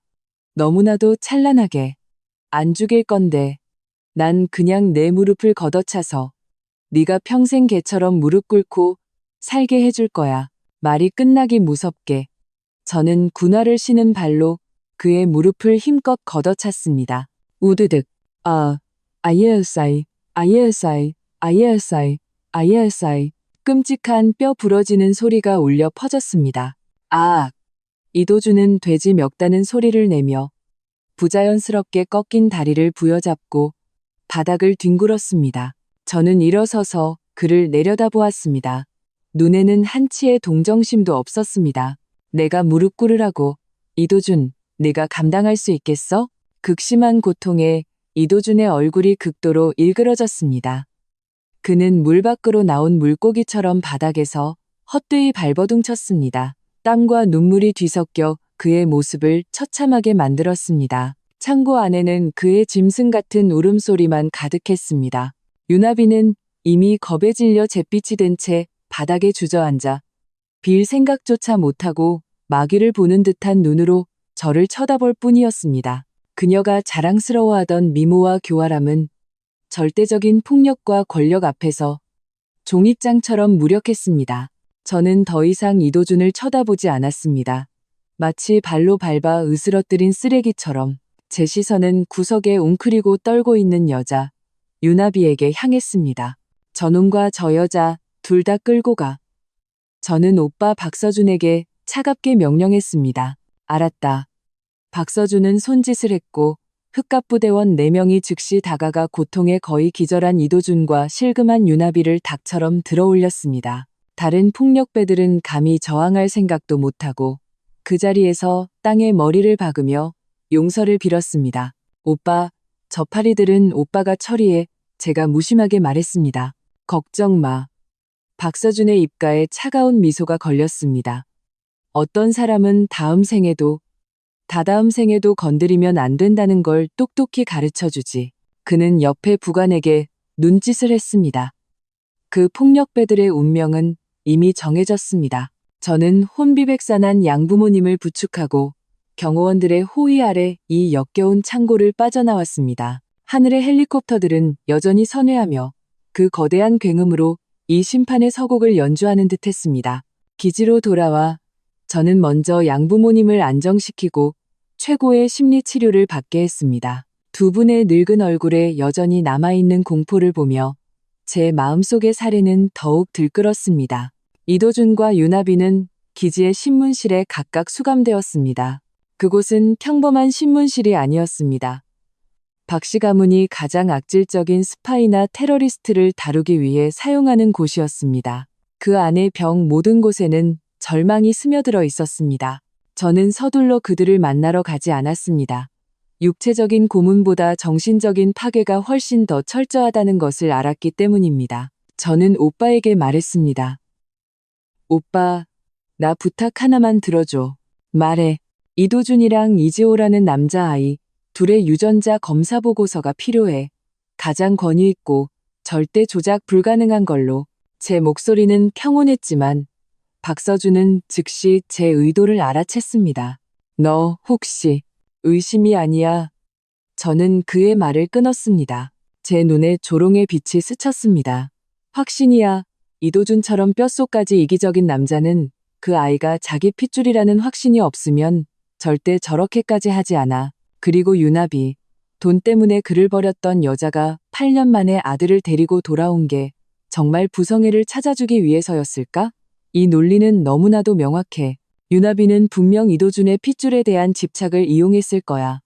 그리고 내가 할 일은 그의 마지막이자 가장 우스꽝스러운 그 집착을 완전히 박살내는 거야. 알았다. 박서준은 고개를 끄덕였습니다. 내가 직접 처리하지. 박씨 가문 최고 등급 유전자 분석 연구소를 동원해서 24시간 안에 결과 가져다 줄게. 다음 날, 암호화된 전자 파일 하나가 제 단말기로 전송되었습니다. 저는 하윤이의 병상 곁에 앉아 있었습니다. 아이는 잠들어 있었고 작은 얼굴에는 눈물 자국이 남아 있었습니다. 지난 며칠간의 일은 아이의 어린 마음에 큰 상처를 남겼습니다.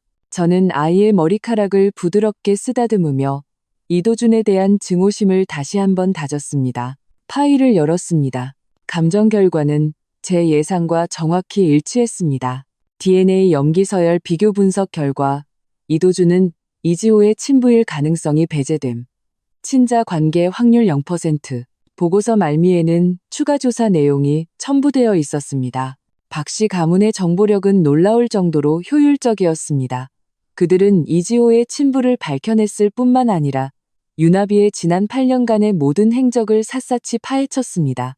이지호의 친아버지는 부자도 권력가도 아니었습니다. 이도준의 가장 친한 친구이자 그의 회사 운전기사였던 장우진이라는 남자였습니다. 알고 보니 유나비는 이도준을 버림과 동시에 이미 장우진과 내연 관계였습니다. 두 사람은 공모하여 당시 이도준에게 남은 마지막 자금을 훔쳐 해외로 도피했습니다. 하지만 운이 나빴는지 해외에서 투자에 실패해 금세 돈을 탕진하고 비참한 생활을 했습니다. 그러다 최근 유나비는 뉴스에서 이도준이 재기에 성공해 서울에 거부가 되었다는 소식을 접했고 악독한 계획을 세운 것입니다. 그녀는 이도준의 예정과 아들에 대한 갈망을 정확히 계산하고 남의 아들을 데리고 돌아와 비련의 여주인공 연기를 펼쳤습니다. 그리고 이도준이라는 멍청이는 그 말을 철석같이 믿었습니다. 그는 남의 자식을 위해 처음부터 끝까지 자신을 속인 여자를 위해 제 손으로 친딸을 지옥에 밀어넣고 제 손으로 자신의 가정과 사업을 망쳤습니다. 심지어는 그가 영원히 건드려서는 안 될 박씨 가문까지 건드렸습니다. 이건 제가 들어본 이야기 중 가장 웃긴 코미디였습니다.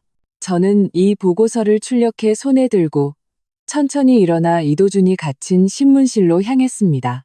이제 그가 그토록 믿었던 사랑과 혈연의 진실이 대체 어떤 것이었는지 보여줄 시간이었습니다. 신문실 안, 이도준은 금속 의자에 묶여 있었습니다. 부러진 무릎은 간단히 처치되었지만 여전히 극심한 고통이 밀려왔습니다. 그는 뜬 눈으로 밤을 새워 정신이 붕괴 직전에 놓여 있었습니다. 제가 들어서는 것을 보자 그의 눈에는 먼저 공포가 스쳤다가 이내 원망으로 바뀌었습니다. 박서연, 이 악독한 년. 넌 천벌 받을 거야. 그가 쉰 목소리로 포효했습니다. 저는 그의 저주를 무시하고 출력한 유전자 검사 보고서를 그의 앞 테이블에 가볍게 내려놓았습니다. 읽어봐. 제가 무심하게 말했습니다. 내가 무엇 때문에 오늘 이 꼴이 됐는지. 이도준은 의심스럽게 고개를 숙였습니다. 유전자 감정 결과서라는 글자를 보자 그는 잠시 멍해졌다가 이내 무언가 깨달은 듯 미친 듯이 웃기 시작했습니다. 하하하하. 뭘 어쩌자는 거야? 보고서 위조해서 지호가 내 아들이 아니라고 말하고 싶은 건가? 박서연. 너무 순진하군. 내가 말해주지. 지호는 내 아들이야. 이 이도준의 핏줄이라고. 그런 저급한 수단으로 날 무너뜨릴 생각은 꿈도 꾸지 마. 그는 여전히 허세를 부렸습니다. 그것이 그의 마지막 정신적 지주였기 때문입니다. 저는 그와 논쟁하지 않고 신문실 벽에 버튼 하나를 눌렀습니다. 옆에 화면이 켜지며 영상 하나가 나타났습니다. 유나비였습니다. 그녀 역시 초췌했지만 신문관의 압박 아래 이미 저항을 포기한 듯 했습니다. 냉정한 목소리가 울렸습니다. 유나비 씨, 다시 한번 확인하겠습니다. 이지호 군의 친아버지는 누구입니까? 유나비의 입술이 떨렸습니다. 그녀는 카메라를 한번 쳐다보았습니다. 이도준이 보고 있다는 것을 아는 듯 눈에 죄책감이 스쳤지만 결국 죽음의 공포 앞에서 진실을 말했습니다. 장우진이에요. 도준 씨 운전기사였던 장우진이요. 영상 속 목소리가 신문실 전체에 선명하게 울려 퍼졌습니다. 이도준의 웃음소리가 되섰습니다. 그의 얼굴이 순식간에 핏기 하나 없이 창백해졌습니다. 그는 믿을 수 없다는 듯 화면 속 유나비를 쳐다보다가 다시 고개를 숙여 유전자 검사 보고서를 뚫어지게 보았습니다. 0%라는 숫자를 확인한 순간 그는 마치 온몸의 뼈가 녹아내린 듯 의자에 무너져 내렸습니다. 아니야. 그럴 리 없어. 그는 넋나간 사람처럼 중얼거렸습니다. 눈동자의 초점이 흐려졌습니다. 내가 날 속이는 거야. 너희 모두가 날 속이고 있어. 나비는 나한테 이럴 리 없어. 지호는 내 아들이야. 저는 그를 냉담하게 바라보며 추가 조사 보고서를 한 장씩 그의 앞에 펼쳐 보였습니다.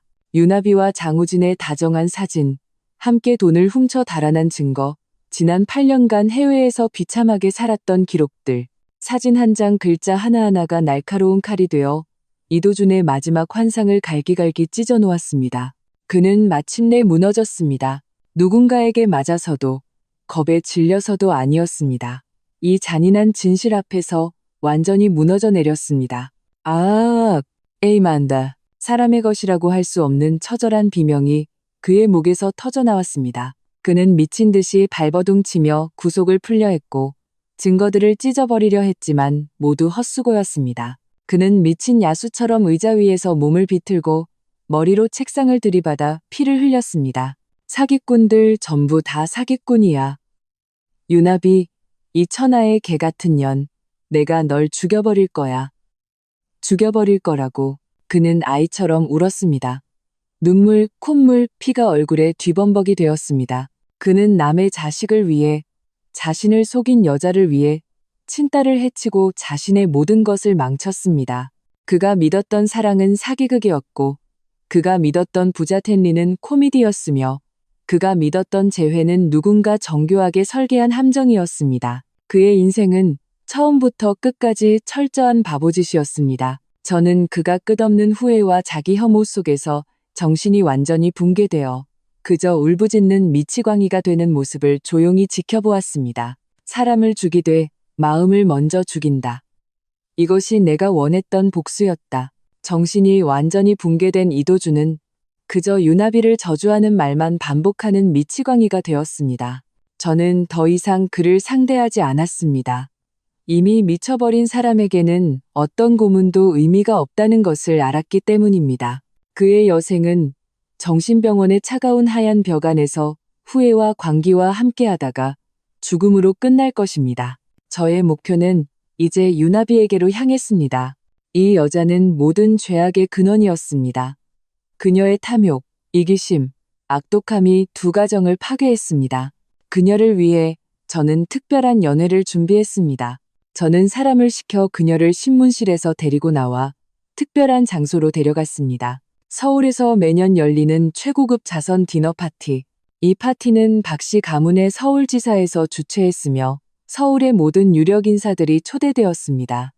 그 중에는 이도준의 전화를 끊었던 김 시장도 있었습니다. 저는 천무그룹 상속인의 신분으로 처음이자 마지막으로 서울 상류사회에 공개적으로 모습을 드러냈습니다. 저는 고급스러운 붉은 드레스를 입고 거의 회복된 하윤이를 안고 오빠 박서준과 함께 연회장에 들어섰습니다. 저의 등장은 순식간에 연회장을 조용하게 만들었습니다. 모든 사람의 시선이 제게 쏠렸고 그 눈에는 경외와 호기심 그리고 희미한 공포가 섞여 있었습니다. 그들은 이씨 집안의 최후를 알고 있었습니다. 그리고 눈앞에 이 아름다운 여인이 단 3일 만에 거대 기업을 잿더미로 만든 배우라는 것도 알고 있었습니다. 김 시장이 가장 먼저 다가와 겸손한 미소를 지으며 극도로 낮은 자세를 취했습니다. 박 이사님, 이렇게 왕림해 주시니 저희 서울이 다 빛이 나는 것 같습니다. 저는 가볍게 고개를 끄덕여 답했습니다. 모두가 그저 평범한 비즈니스 파티라고 생각했을 때 연회장의 문이 다시 열리고 흑갑부 대원 몇 명이 한 여자를 끌고 들어왔습니다. 바로 유나비였습니다. 그녀는 깨끗한 옷으로 갈아입었지만 얼굴의 흉터는 연회장의 화려한 조명 아래 더욱 흉측하게 보였습니다. 그녀는 연회장 중앙으로 끌려 나와 수백 명의 서울 명사들 앞에서 굴욕과 공포에 찬 눈으로 서 있었습니다. 모두가 제 의도를 몰라 어리둥절했습니다. 저는 하윤이를 안고 천천히 유나비 앞으로 걸어가 마이크를 그녀의 입에 가져다 댔습니다. 말해. 제 목소리가 스피커를 통해 연회장 전체에 선명하게 울렸습니다.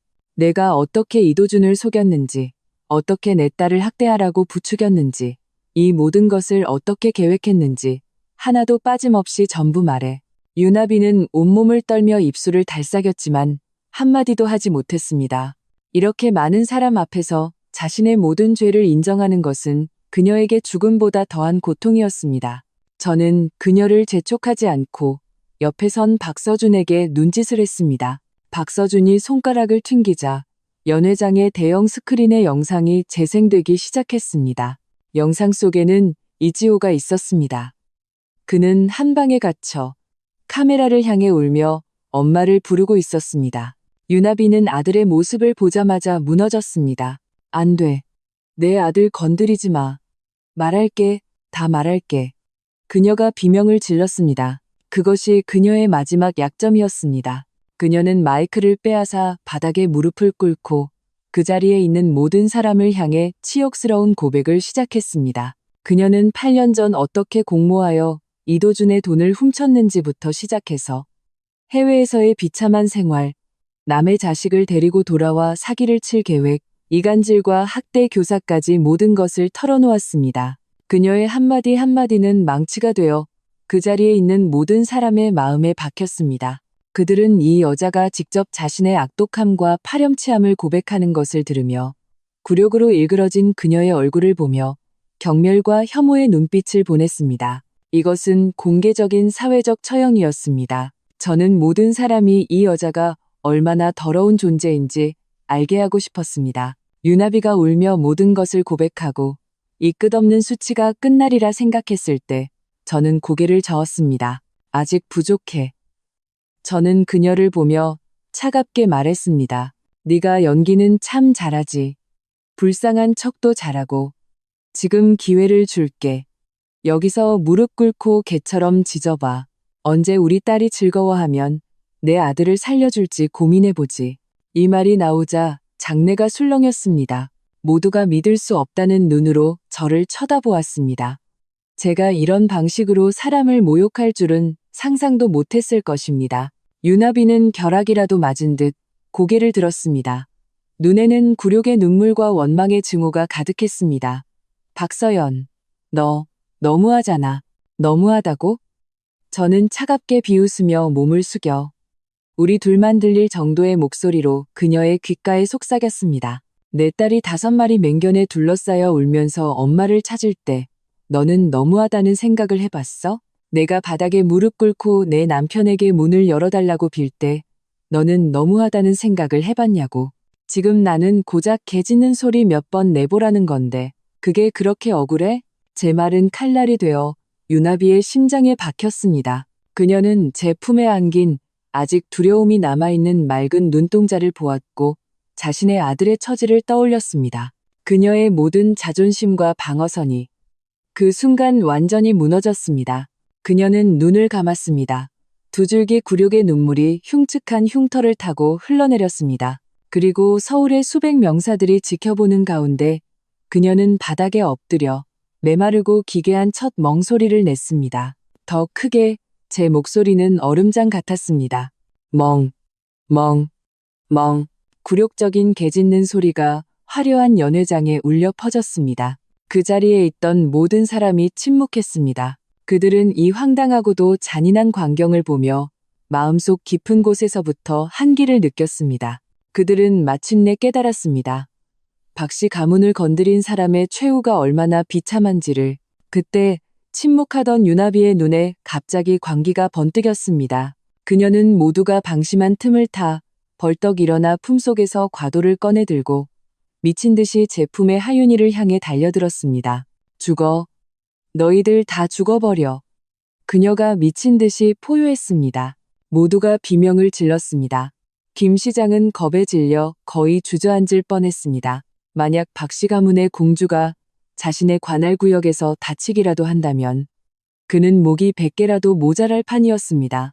그러나 이 갑작스러운 습격에도 저는 꿈쩍도 하지 않았습니다. 심지어 제 입가에는 희미한 미소마저 걸려 있었습니다. 저는 알고 있었습니다. 그녀가 절대 제게 닿을 수 없다는 것을. 칼날이 하윤이에게 닿기 직전 검은 그림자 하나가 제 뒤에서 번개 같은 속도로 나타났습니다. 오빠 박서준이었습니다. 그는 유나비가 찌른 칼날을 단 2손가락으로 가볍게 잡아냈습니다. 그리고 손목을 살짝 비틀자 쨍강 소리와 함께 칼날이 부러졌습니다. 이어서 그는 유나비의 복부를 걷어찼습니다. 유나비는 넝마처럼 날아가 멀리 있는 테이블에 부딪히고 그 자리에서 기절했습니다. 그녀가 달려든 순간부터 제압되기까지 모든 과정은 3초도 채 걸리지 않았습니다. 연 회장은 죽음 같은 정적에 휩싸였습니다. 모두가 박서준의 무시무시한 실력에 압도되어 말을 잃었습니다. 그리고 저는 처음부터 끝까지 눈썹 하나 까딱하지 않았습니다. 저는 고개를 숙여 겁은 먹었지만 울지 않는 딸을 보며 부드럽게 물었습니다. 하윤아, 무서웠어? 하윤이는 저를 보고 고개를 저었습니다. 그리고 작은 손으로 제 목을 꼭 껴안고 제 귓가에 작지만 또렷한 목소리로 말했습니다. 엄마, 안 무서워. 이제 아무도 우리를 해칠 수 없다는 거 아니까. I have the beacons, I have the beacons. 그 말을 듣는 순간 제 심장이 무언가에 세게 부딪힌 것 같았습니다. 저는 웃었습니다. 마음속 깊은 곳에서부터 우러나오는 웃음이었습니다. 제 딸, 우리 하윤이는 이 재앙에 무너지지 않았습니다. 불 속에서 다시 태어난 것입니다. 이것은 그 어떤 복수보다 저를 기쁘게 했습니다. 유나비, 그녀는 이것이 마지막 발악이라고 생각했겠지. 아니, 이것은 내가 그녀를 위해 준비한 지옥으로 가는 마지막 입장권일 뿐이다. 상해, 박씨 가문 상속인 습격. 이 죄목만으로도 법은 그녀에게 영원히 빛을 보지 못할 형벌을 내릴 것이다. 유나비의 광기 어린 행동은 낙타를 쓰러뜨린 마지막 지푸라기가 되었습니다. 그녀는 흑갑부대에 의해 그 자리에서 연행되었고 법의 가장 엄중한 심판을 기다리게 되었습니다. 그 자선 디너 파티는 서울 상류 사회의 악몽이 되었습니다. 그들은 박씨 가문의 힘을 직접 목격했고 그 후로 박이라는 성씨는 서울에서 감히 언급할 수 없는 금기가 되었습니다. 저의 복수는 여기서 끝나지 않았습니다. 이도준은 미쳤고 유나비는 체포되었습니다. 하지만 제가 잊지 않은 집단이 하나 더 있었습니다. 바로 이씨 집안 사람들입니다. 이도준의 부모, 그리고 한때 이씨 집안의 빌부터 제가 가져다준 부를 누리면서도 제가 어려움에 처했을 때 냉담하게 방관하고 심지어 조롱했던 친척들. 처음에 제가 이도준과 결혼했을 때 그의 부모는 가문의 부를 가져다줄 며느리에게 온갖 아첨을 했습니다. 하지만 이도준이 유나비 모자를 데려왔을 때 그들은 맡기는커녕 이 모든 것을 묵인했습니다. 그들에게는 손녀보다 손자가, 외지에서 온 며느리보다 혈통이 더 중요했습니다. 이도준이 하윤이를 개에게 던져준 그날, 그들은 위층에 있었습니다.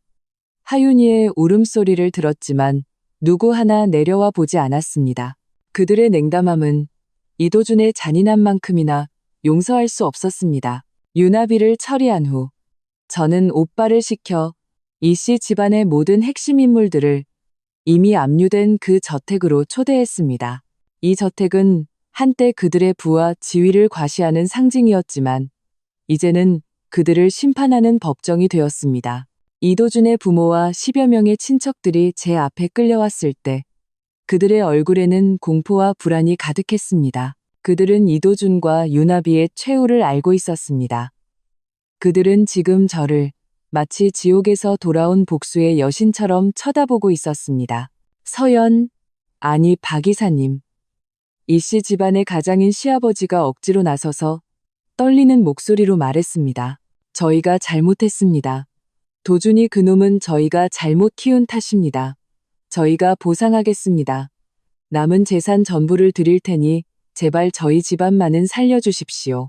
뒤에 있던 친척들도 팬팬 거들었습니다. 그래, 서연아, 우린 가족이잖니. 이건 우리랑 상관없는 일이야. 다 도준이 혼자 한 짓이라고. 우리도 피해자야. 우리 회사도 다 망했잖아. 그들의 변명과 애원을 듣고 있자니 그저 우스울 뿐이었습니다. 가족? 내 딸이 맹견에게 뜯기고 있을 때 왜 가족이라고 말하지 않았지? 내가 이도준에게 모욕당할 때 왜 가족이라고 말하지 않았지? 이제 와서 죽게 생기니 우리가 가족이라고. 저는 말없이 그들의 연극을 지켜보았습니다. 그들이 모두 말을 마치고 거실이 조용해졌을 때 저는 천천히 입을 열었습니다. 다들 할 말 끝났어요? 제 낮은 목소리에 그 자리에 있던 모든 사람이 소름 돋아했습니다. 저는 일어나 시어머니였던 여자 앞으로 걸어갔습니다. 그녀는 겁에 질려 뒷걸음치다 소파에 주저앉았습니다. 기억나네요. 저는 그녀를 보며 한자 말했습니다. 하윤이가 그 방에 갇혔던 날, 당신은 위층에서 마스크팩을 하면서 아래층 손녀의 비명을 들었죠. 그러면서 친구에게 그랬잖아요. 애들은 버릇없으면 좀 혼나야 한다고. 시어머니의 얼굴이 새하얗게 질렸습니다. 저는 다시 시아버지를 향했습니다. 당신도 기억납니다. 사업 파트너에게 말했죠. 우리 아들 드디어 대를 이었다고. 이제 이씨 집안도 후계자가 생겼다고. 시아버지의 몸이 통제할 수 없이 떨리기 시작했습니다. 제 시선은 그 자리에 있는 모든 이씨 집안 사람들을 훑었습니다. 그리고 당신들, 저는 친척들을 가리켰습니다. 당신들은 그룹의 배당금으로 호의호식하면서 이도준이 유나비를 데려왔을 때 누구 하나 나를 위해 말 한마디 하지 않았어. 심지어 뒤에서는 아들도 못 낳는 여자, 남편 하나 못 잡는 실패자라고 비웃었지. 그런데 이제 와서 당신들이 피해자라고? 거실은 죽음 같은 정적에 휩싸였습니다. 누구 하나 감히 입을 열지 못했습니다. 그들의 위선과 이기심은 제 앞에서 남김없이 벗겨졌습니다. 오늘 당신들을 부른 건 용서를 구하는 말을 들으려던 게 아니야. 제 목소리는 최종 판결과도 같았습니다. 통보하러 온 거야. 오늘부터 이씨 집안은 서울에서 사라진다. 당신들 명의의 모든 자산, 부동산, 예금, 주식은 모두 학대 아동 보호기금을 설립하는 데 사용될 거야. 당신들이 저지른 죄에 대한 아주 작은 속죄라고 생각하도록. 그리고 당신들은, 저는 잠시 말을 멈추고 공포로 일그러진 그들의 얼굴을 보며 최종 처벌을 내렸습니다. 예전에는 이도준을 봐서 아버지, 어머니, 아주버님, 형님이라고 불렀지만 이제 당신들은 그냥 서울에서 꺼져야 할 존재들일 뿐이야. 24시간 주지, 짐쌀 시간, 24시간 후에 당신들 중 단 한 명이라도 이 서울 땅에 남아있다면 오빠 박서준이 적시에 앞으로 나서 그 차가운 시선으로 모두를 훑으며 덧붙였습니다. 우리가 그 사람을 지구상에서 완전히 지워버릴 겁니다. 그 말은 그들의 마지막 이성의 끈을 끊어버렸습니다. 시어머니는 비명을 지르며 그 자리에서 기절했고 시아버지는 바닥에 주저앉아 업보다, 업보야 라고 중얼거리며 늙은 눈물을 흘렸습니다. 다른 친척들은 땅을 치고 울며 추태를 부렸습니다. 저는 더 이상 그들을 쳐다보지도 않고 하윤이를 안고 이 더럽고 죄악으로 가득 찬 저택을 빠져나왔습니다. 뒤에서 들려오는 울음과 애원은 저 멀리 남겨두었습니다. 오늘부터 이 세상에 이 사모님 박서연은 오직 박씨 가문의 홍련만이 존재할 뿐이다. 온 가문을 청산하고 피의 빚은 피로 갚는다. 내 딸에게 한 약속은 마침내 모두 이루어졌다. 법의 심판은 결국 내려질 것입니다. 하지만 그 전에 저는 유나비를 위해 마지막이자 가장 잔인한 만찬을 준비했습니다. 그녀는 개가 사람을 무는 걸 좋아했죠. 그럼 제가 직접 자신이 가장 좋아하는 게임에 삼켜지는 것이 어떤 기분인지 체험하게 해주겠습니다. 저는 사람을 시켜 그녀를 유치장에서 끌고 나와 서울교회 폐쇄된 투견장으로 데려갔습니다. 이곳은 흥룡의 구역이었지만 이제는 제가 유나비를 위해 맞춤 제작한 형장이 되었습니다. 투견장 중앙에는 거대한 철창이 있었습니다. 유나비는 흑갑부대원들에게 거칠게 안으로 던져졌습니다. 그녀는 차가운 콘크리트 바닥에 나뒹굴었고 망가진 얼굴은 공포로 더욱 흉측해졌습니다. 그녀는 철창 밖에 무표정한 저와 냉담한 박서준을 보고 무언가 예감한 듯 미친 듯이 비명을 지르며 용서를 빌기 시작했습니다. 박서연 씨, 제발 살려주세요. 제가 잘못했어요. 정말 잘못했어요. 제발, 같은 여자로서 저 좀 살려주세요. 죽고 싶지 않아요. 죽고 싶지 않다고요. 저는 그녀를 마치 광대를 보듯 조용히 쳐다보았습니다. 살려달라고. 저는 가볍게 비웃었습니다. 제 목소리가 확성기를 통해 텅 빈 투견장에 울려 퍼지며 유난히 섬뜩하게 들렸습니다. 그럼 너는 내 5살짜리 딸에게 살 길을 내주었었나? 제 말에 그녀의 모든 애원이 목구멍에 걸렸습니다. 저는 더 이상 그녀를 상대하지 않고 옆에 선 흥룡에게 눈짓을 했습니다. 흥룡은 알겠다는 듯 손뼉을 쳤습니다. 투견장의 다른 쪽, 여러 개의 철문이 천천히 올라갔습니다. 끔찍한 쇠사슬 끌리는 소리와 함께 굶주림과 폭력성으로 가득 찬 억눌린 울음소리가 터져 나왔습니다. 50마리의 각기 다른 종류지만 하나같이 흉포한 눈빛을 한 맹견들이 끌려 나왔습니다. 핏불 코카시안 오브차카, 도고 아르젠티노. 이 세상에서 가장 강력한 투견들이었습니다. 그들은 사흘 동안 굶주렸습니다. 그들의 핏발선 눈은 철창 안의 유일한 생명체를 뚫어지게 노려보고 있었습니다. 그들의 목에서 터져나오는 포효는 듣는 이의 머리털을 쭈뼛 서게 할 만큼 거대한 소음이 되었습니다. 유나비는 그 50마리의 마치 지옥에서 온 악귀 같은 맹견들을 보고 그들의 입가에서 떨어지는 침과 번뜩이는 송곳니를 보고 마침내 무너졌습니다. 그녀는 겁에 질려 오줌을 지리고 바닥에 무릎을 꿇고 제게 필사적으로 머리를 조아렸습니다. 이마가 거친 바닥에 닿여 금세 피가 흘렀습니다. 아니야. 제발 그냥 날 죽여줘. 총으로 쏴 죽여달라고. 제발 이러지 마. 그녀는 차라리 죽는 게 낫지. 이 맹견들에게 산채로 찢겨 죽고 싶지는 않았습니다. 죽여달라고. 저는 고개를 저었습니다. 그건 너무 쉬운 벌이지. 저는 확성기를 들고 그녀를 향해 한자 한자 말했습니다. 내 남편이 내 딸의 방에 개 5마리를 풀었지. 오늘 나는 너에게 50마리를 돌려준다. 걱정 마. 제 입가에 잔인한 미소가 걸렸습니다. 내가 옆에 최고의 의료팀을 대기시켜놨어. 그들은 내가 죽지 않도록 해줄 거야. 너는 끝없는 고통과 공포 속에서 내 몸이 어떻게 조금씩 조각나는지 똑똑히 느끼게 될 뿐이야.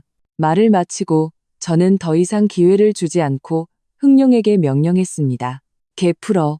흥룡의 눈에 흥분이 번뜩였습니다.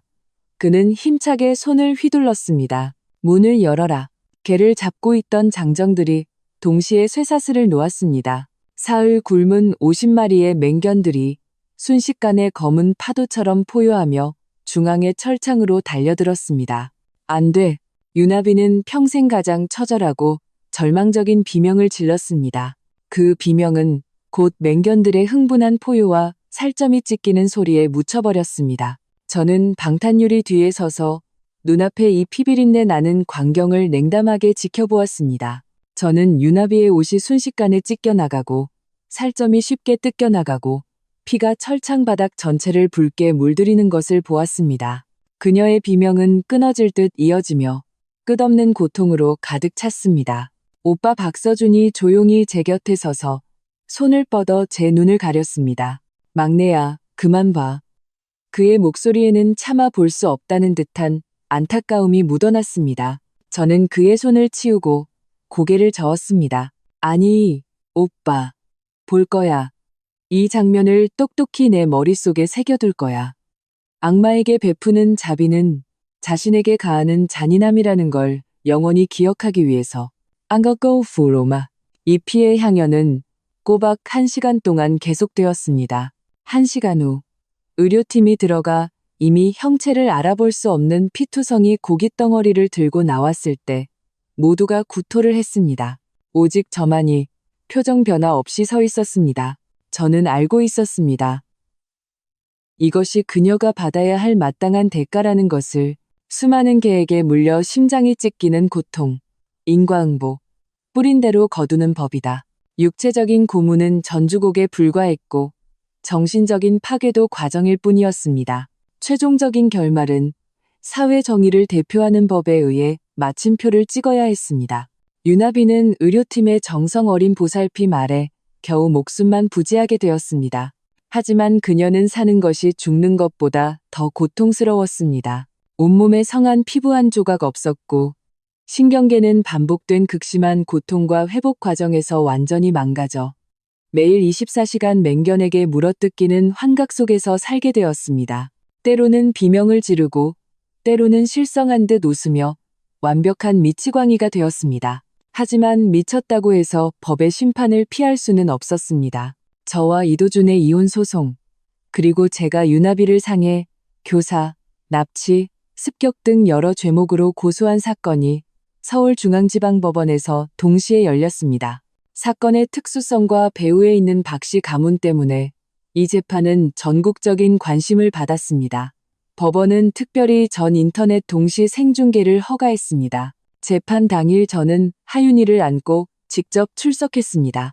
이도준과 유나비도 정신병원과 중환자실에서 휠체어에 실려 나왔습니다. 전국의 수억 명의 시청자들이 생중계 화면을 통해 두 사람의 모습을 보았을 때 모두가 경악했습니다. 이도준. 한때 잘 나가던 재계의 엘리트는 이제 머리가 하얗게 새고 눈은 초점을 잃었으며 입가에서는 침을 흘리며 나쁜 년, 남의 자식 이라는 말만 중얼거리는 완벽한 폐인이 되어 있었습니다. 유나비는 더욱 비참했습니다. 온몸에 붕대를 감고 오직 공포와 광기로 가득 찬 두 눈만 드러내고 있었습니다. 몸은 통제할 수 없이 경련했고 목에서는 크억 크억 하는 짐승 같은 소리를 냈습니다. 법정에서는 증거들이 하나씩 제출되었습니다. 이도준이 개를 푸는 CCTV 영상부터 유나비가 자선 파티에서 직접 죄를 자백하는 영상, 그리고 마지막 칼을 휘두르는 장면까지 증거는 산과 같았고 반박의 여지가 없었습니다. 저의 변호인단은 박씨 가문 최고의 변호사들로 구성되었습니다. 그들은 논리정연하게 이도준과 유나비의 죄목을 하나씩 대중 앞에 공개했습니다. 재판 과정은 거의 이견 없이 진행되었습니다. 피고인석의 두 사람은 한 명은 미쳤고 한 명은 반신불수라 자신을 변호할 능력조차 없었습니다. 최후 진술 단계에서 저는 일어섰습니다. 하윤이를 안고 증인석으로 걸어 나갔습니다. 저는 이미 인간의 형상을 잃은 두 죄인을 보지 않았습니다. 대신 판사를, 카메라를, 그리고 전국의 시청자들을 향해 지난 7년간 제가 아내로서, 어머니로서 겪었던 헌신과 인내를 차분하게 이야기했습니다. 그날 오후 제 딸이 겪었던 공포와 절망을 이야기했습니다. 제가 문 밖에서 무릎 꿇고 애원하던 무력함과 심정을 이야기했습니다. 제 목소리는 평온했고 비난도 눈물도 없었지만 한 글자 한 글자가 모든 사람의 마음에 무거운 망치처럼 박혔습니다. 마지막으로 저는 고개를 숙여 품에 안긴 딸에게 조용히 물었습니다. 하윤아, 혹시 하고 싶은 말 있어? 하윤이는 저를 보고 장엄한 법정을 둘러보았습니다. 아이는 울지도 떼를 쓰지도 않았습니다. 그저 그 작지만 또렷한 목소리로 마이크를 향해 한마디 했습니다. 이 세상에 나쁜 사람들이 어린아이들을 더 이상 못 괴롭혔으면 좋겠어요. 그 한마디에 법정 전체가 침묵에 빠졌습니다. 화면 앞에서 생중계를 지켜보던 수많은 어머니들이 눈물을 참지 못했습니다. 재판장이 법봉을 내리쳤습니다. 그 소리는 장엄하고 엄숙하여 마치 정의의 최종 선언과도 같았습니다. 모두 기립해 주십시오. 모두가 일어섰습니다. 재판장은 판결문을 들고 거스를 수 없는 목소리로 최종 판결을 낭독했습니다. 피고인 이도준, 상해죄, 아동학대죄, 납치죄, 경합범으로 가중하여 무기징역에 처한다. 종신토록 모든 공민권을 박탈한다.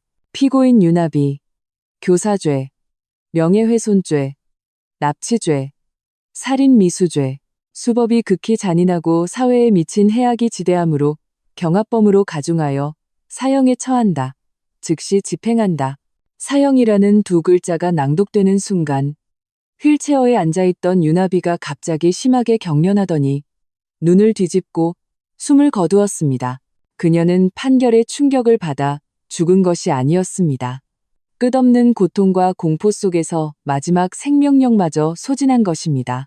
이도준은 여전히 실성한 채 웃고 있었고 판결에 아무런 반응도 보이지 않았습니다. 그에게 무기징역이나 정신병원에서의 여생은 이미 아무런 차이가 없었습니다. 정의는 더딜지언정 반드시 실현됩니다. 전국을 뒤흔든 재판은 마침내 막을 내렸습니다. 재판이 끝난 후 저는 서울에 오래 머물지 않았습니다. 이 도시는 제게 너무나도 많은 고통과 실망을 안겨주었습니다. 저는 하윤이를 데리고 본가가 있는 곳으로 돌아가는 전용기에 올랐습니다. 이씨 집안의 모든 것은 이미 끝났습니다. 이씨 집안의 모든 자산은 제가 위임한 변호인단에 의해 모두 하윤이의 이름으로 설립된 하윤아동보호재단에 기부되었습니다. 이 재단은 하윤이처럼 가정폭력과 학대에 시달리는 아이들을 구제하는 데 힘쓸 것입니다. 저는 이씨 집안의 더러운 돈으로 깨끗한 일을 했습니다. 그들이 이 세상에 남긴 상처를 조금이나마 메우는 셈입니다. 서울에서 쫓겨난 이씨 집안 친척들은 모든 재산과 지위를 잃고 다른 도시에서 비참한 생활을 하며 과거의 냉담함과 이기심에 대한 대가를 치르게 되었습니다. 본가로 돌아온 저는 7년간의 은둔 생활을 공식적으로 끝냈습니다. 저는 더 이상 남자에게 의지하는 이 사모님이 아니었습니다. 저는 다시 박씨 가문의 홍련으로 돌아왔습니다. 저는 가문의 사업을 맡기 시작했습니다. 방산에서 기술, 금융에 이르기까지 제 뼛속에 흐르는 사업적 재능과 리더십이 완전히 깨어났습니다.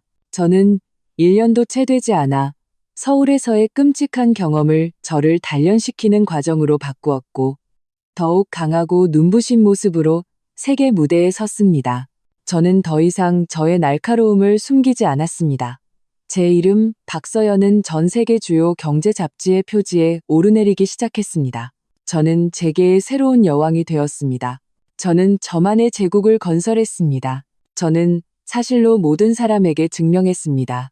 여자는 결코 누군가의 부속품이 아니라는 것을.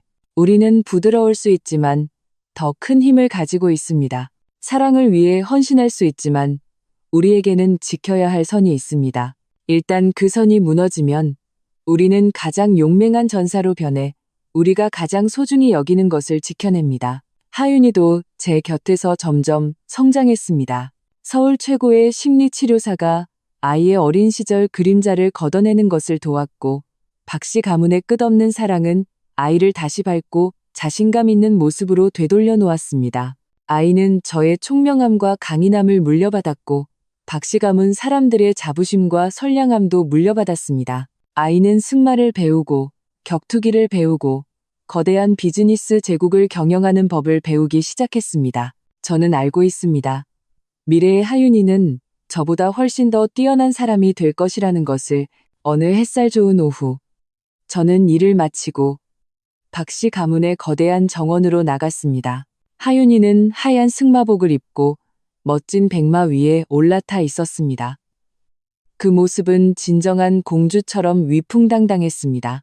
오빠 박서준이 옆에 서서 사랑스러운 눈으로 아이를 바라보고 있었습니다. 제가 온 것을 보고 박서준은 웃으며 다가와 홍차 한 잔을 건넸습니다. 막내야 봐. 이제 이 세상에서 너희 모녀를 감히 건드릴 놈은 아무도 없어. 저는 홍차를 받아들고 잔디밭 저편에서 요정처럼 즐겁게 뛰노는 작은 모습을 보며 웃었습니다. 응, 맞아. 이 세상의 모든 고난은 결국 지나가겠지. 그리고 우리도 비바람을 겪고 난 후에 우리만의 가장 찬란한 햇살을 맞이하게 될 거야. 제 인생은 지옥 같은 시련을 겪고 난 후에야 마침내 새로운 시작을 맞이했습니다. 저는 저만의 새로운 왕좌에 올랐습니다. 그리고 제 곁에는 제가 가장 사랑하는 딸과 가장 소중한 가족이 있습니다. 그것으로 충분했습니다.